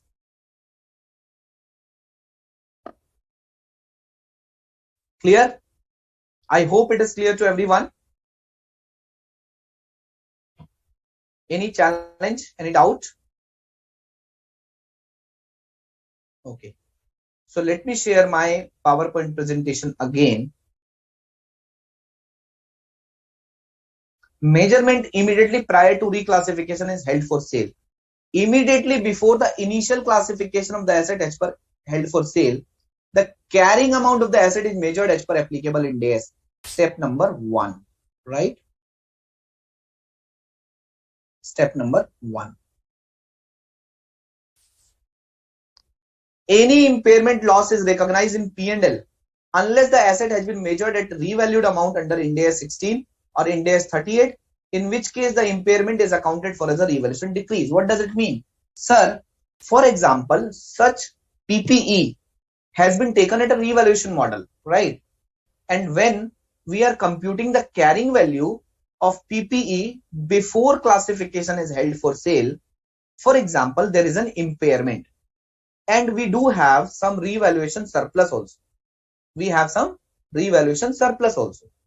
Sir, in this case, whether we will charge this impairment loss in P&L? Answer is no. In that case, this impairment loss has to be adjusted with the revaluation surplus. Okay, this has to be adjusted with the revaluation surplus. Clear? But if such PPE has been carried at a cost model, then what will happen? In that case, such impairment will go to P&L, right? So you have to do Ind AS 16 accounting till the time it has been classified as held for sale for the purpose of computing the carrying value. Is it clear? Yes? Good. Very good. So measure at lower of second step. So second step is to compute fair value less cost to sell. The third step is to measure at a lower of carrying value and fair value less cost to sell, right? Sir, for example, we have classified this building in your example on 1st July 2020 as a held for sale. But we have not been able to sell this building by 31st March 2021, which is a reporting date. Do we need to do any subsequent measurement on the reporting date? Subsequently on the reporting date, again you have to compute the fair value less cost to sell of that particular non-current asset held for sale. Sir, if subsequently the fair value less cost to sell will go down, then what will happen? In that case, you have to recognize impairment loss once again at the time of reporting date. Sir, on the reporting date, for example, the fair value less cost to sell has been increased. For example, in your this example, let me show you the Excel file once again. Sir, in this example, let me carry this example once again. Whether depreciation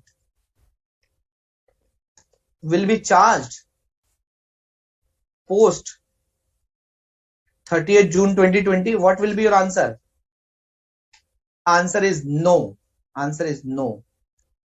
Once asset classified as non-current asset held for sale, then depreciation oblique amortization will be stopped immediately, right? Why? Because the intent of the company,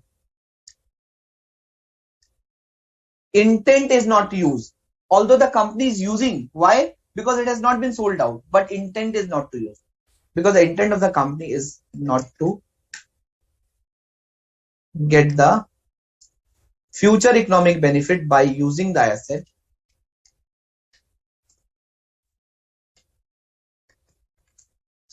Rather,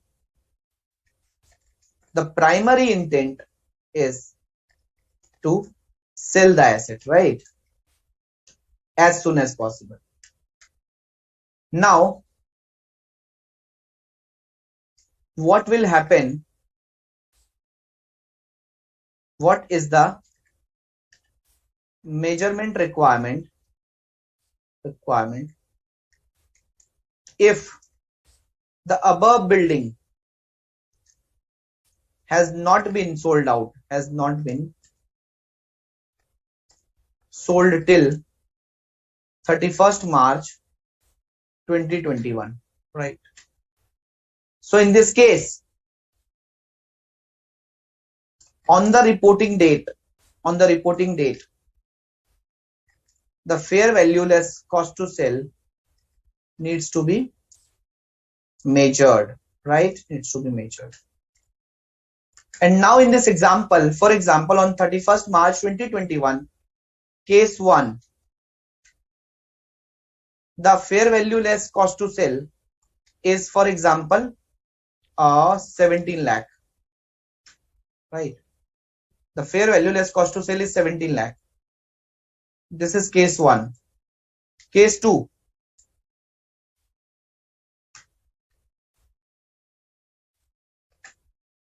fair value less cost to sell is 18 lakhs, right?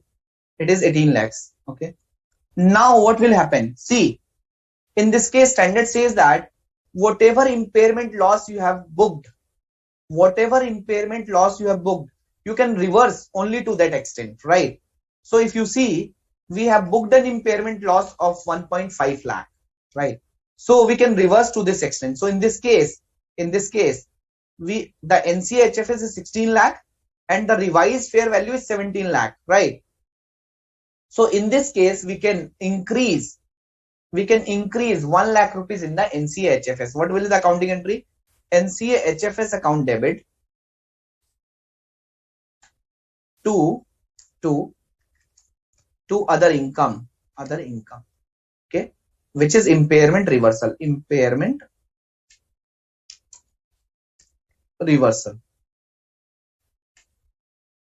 Okay. So being NCHFS subsequently measured, right?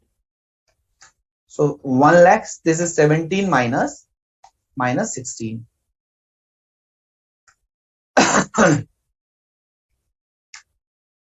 What about case 2? In case 2 again, NCHFS will be debited and other income will be credited. But by how much amount? Not by 2 lakh. Okay, so 18 minus 16 comes out at 2 lakh, but 2 lakh cannot be reversed. The impairment loss can be reversed or the increased fair value can be recognized only to the extent earlier impairment loss was booked. So in this case, it will not go beyond 17.5 lakhs, right? So how much has to be recognized?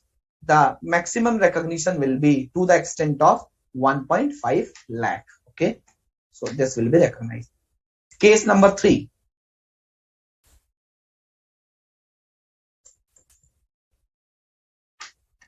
Fair value less cost to sell is 15 lakh. Then what will happen? It is declined. So in this case, impairment loss on remeasurement will be debited. How much? By 1 lakh, right? Earlier it was 16 lakh.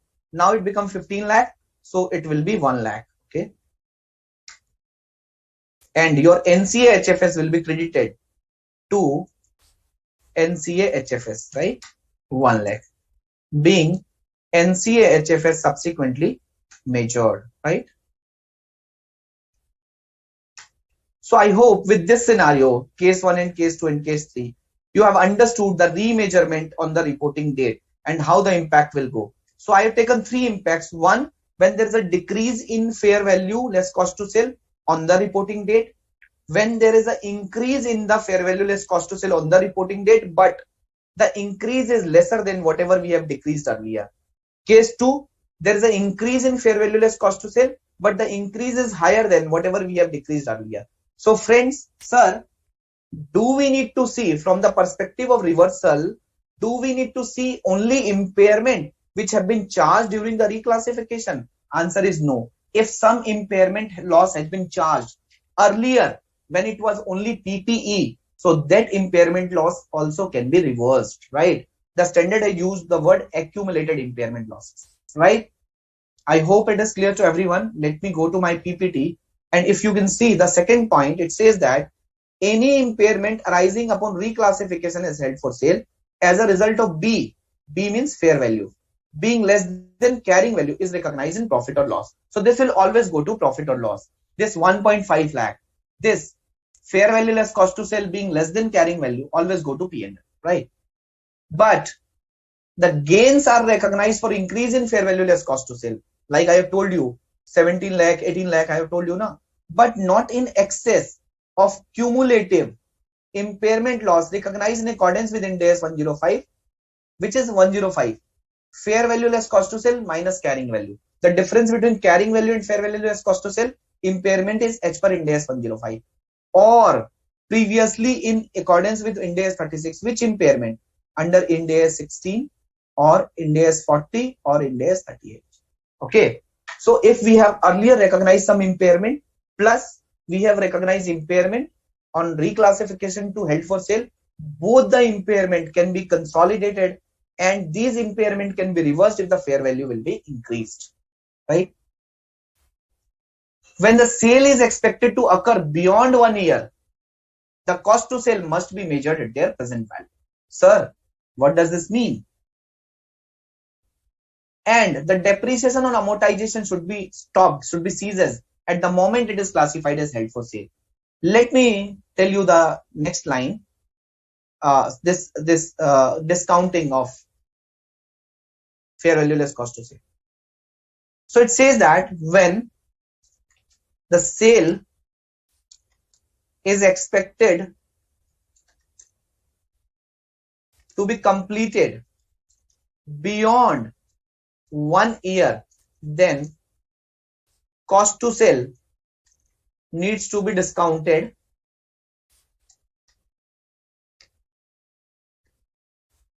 at present value, right? So friends, date of classification as HFS, okay? What is the date of classification as HFS? For example, it is 1st July 2020.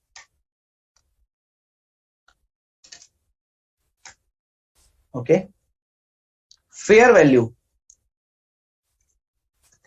on the date of HFS. Fair value on the HFS date, it is let's say 10 lakh rupees, right? And when cost to sell will incur? Cost to sell will incur at the time of sale, right? And expected cost to sell is, for example, your expected cost to sell, your expected cost to sell is let's say 1 lakh, right?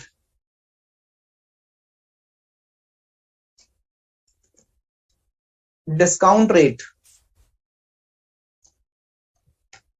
your discount rate is, for example, 10%. Your discount rate is 10%. Okay. Your discount rate is 10%. Understood? So fair value on the held for sale is 10 lakh, cost to sell is 1 lakh, discount rate is 10%. Right? So friends, in this case, see, fair value is as on date, right? But cost to sell, we are saying sale is expected beyond 1 year and cost to sell will incur at the time of sale. So standard says that while computing fair value less cost to sell on the date of classification, this fair value will be your 10 lakh rupees. This fair value will same 10 lakh rupees, but your cost to sell should be at present value. And what is the present value? 1 lakh divided by 1.1, right? So it will come down to 90,909. And what is your FV less CTS? Your FV less CTS will be 10 lakh minus 9909.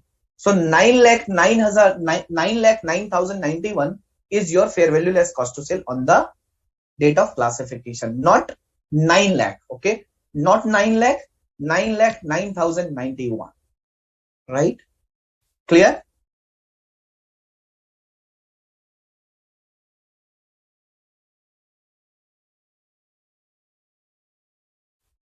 So Sainam, I hope you got your answer. Sainam, I hope you got your answer. So impairment loss will be reversed whatever we have booked at the time of reclassification from PPE to held for sale, and at the time we have booked in PPE also, right? If there is some impairment loss, right? The company was on cost model and there was some impairment loss which have been booked and which have not been reversed. So that impairment plus 105 impairment. So both the impairment can be reversed if there is an increase in fair value to that extent, right? Clear? Is it clear, guys? Is it clear to all of you? So let me share my my presentation again. So when the sale is expected to occur beyond 1 year, cost to sale must be measured at their present value. Depreciation or amortization ceases at the moment it is classified as held for sale. Okay. So let's do this case study once. Let's do this case study quickly from Institute Study Material. Measurement prior to classification as held for sale. Entity ABC owns an item of property and it was stated at the following amounts in the last financial statement. On 31st March, let's say 2001. Cost is 12 lakh, depreciation 6 lakh, net book value 6 lakh. The asset is depreciation at an annual rate of 10%, right? Which is 1,20,000 per annum. Entity ABC closes its books of accounts on 31st March every year. During July, entity ABC decided to sell the asset, and on 1st August, it meet the condition to be classified as held for sale, right? So it means April, May, June, July, 4 months. It means the asset has been classified as held for sale on 1st August. So what is the first step? The first step is calculate the carrying value till the date of classification as per the respective standard, which is Ind AS 16. So in this case, at 31st July, entity ABC should ensure that the asset is measured in accordance with Ind AS 16. It should be depreciated by how much amount? 1,20,000 is the for the complete year. Then 4-month depreciation should be 40,000, right? 120 multiplied by 4 divided by 12, and should be carried at 5,60,000 before it is measured in accordance with Ind AS 105. So this is only step 1. Okay. So from the date the asset is classified as held for sale, no further depreciation will be charged. Okay. Clear? Quick questions. What is meant by non-current asset held for sale?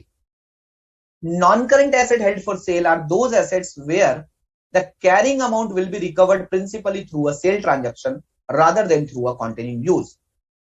What are criteria for classifying the asset or disposal group as held for sale? The criteria is ISPC plus HP. The criteria is the asset is available for immediate sale in present condition and sale must be highly probable. And for satisfying the immediate sale in present condition, there must be intent and ability to transfer the asset. When to satisfy the sale must be highly probable, management must be committed to sell the asset.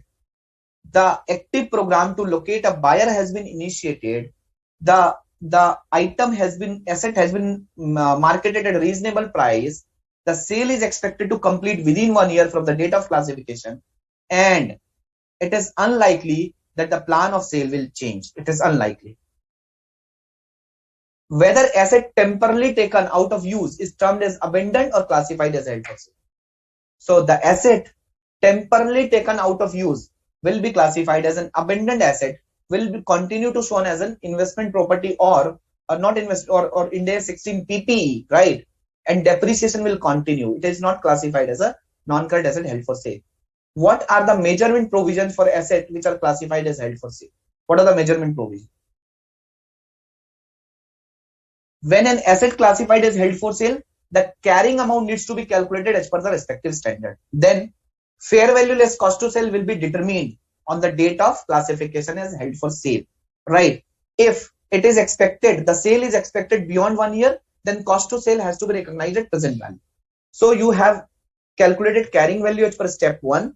You have calculated fair value less cost to sell as per step 2. Then you have to recognize non-current asset held for sale as a lower of step 1 and step 2, right? So so this has to be recognized lower of step 1 and step 2, and whatever is lower, the differential will go to impairment loss, right, in the P&L. Okay. Clear? So friends, today we have talked about a lot of things on non-current asset held for sale, and I am posing this session now. Okay, I'm stopping this session now, concluding the session now for the day, and day after tomorrow on 16th we will conclude this session. So till the time, I want you guys to read the study material, to read this standard and to solve the study material problem, so that if you will have any problem from study material, we will discuss the problem on that day as well. Okay, right?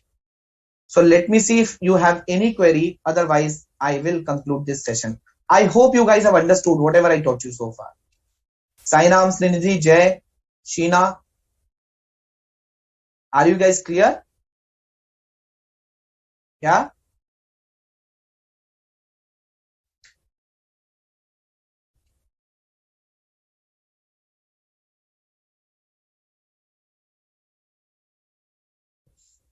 Sheena is asking, sir, if on date of classification, fair value is greater than carrying value and there is previously impairment loss, what is the accounting entry? Sheena, in that case, that impairment loss will not be reversed on the date of classification.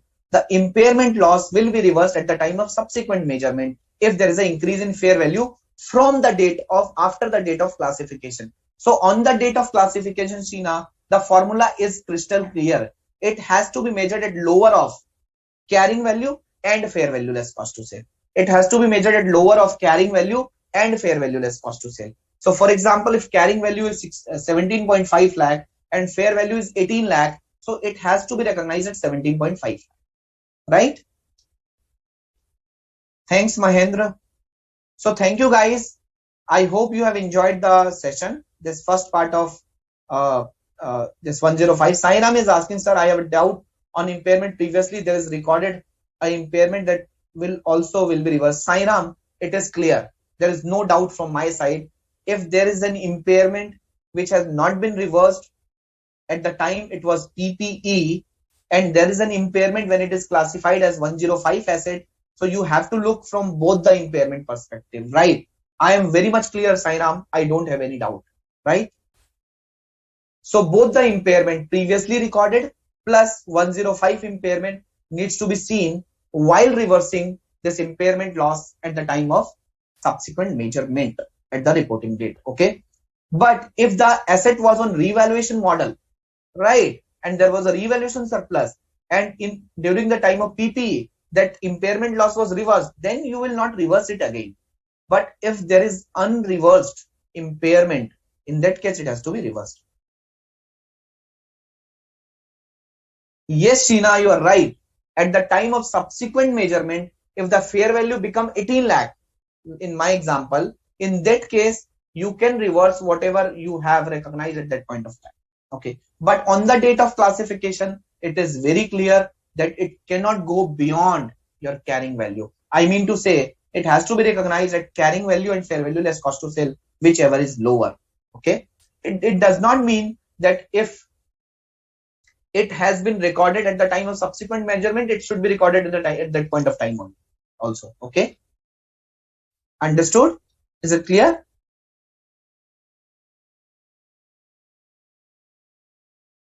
Is it clear, guys? Good. Sheena, is it clear? So on the date of classification, carrying value as per respective standard or fair value less cost to sale, whatever is lower has to be recognized as NCHFS, right?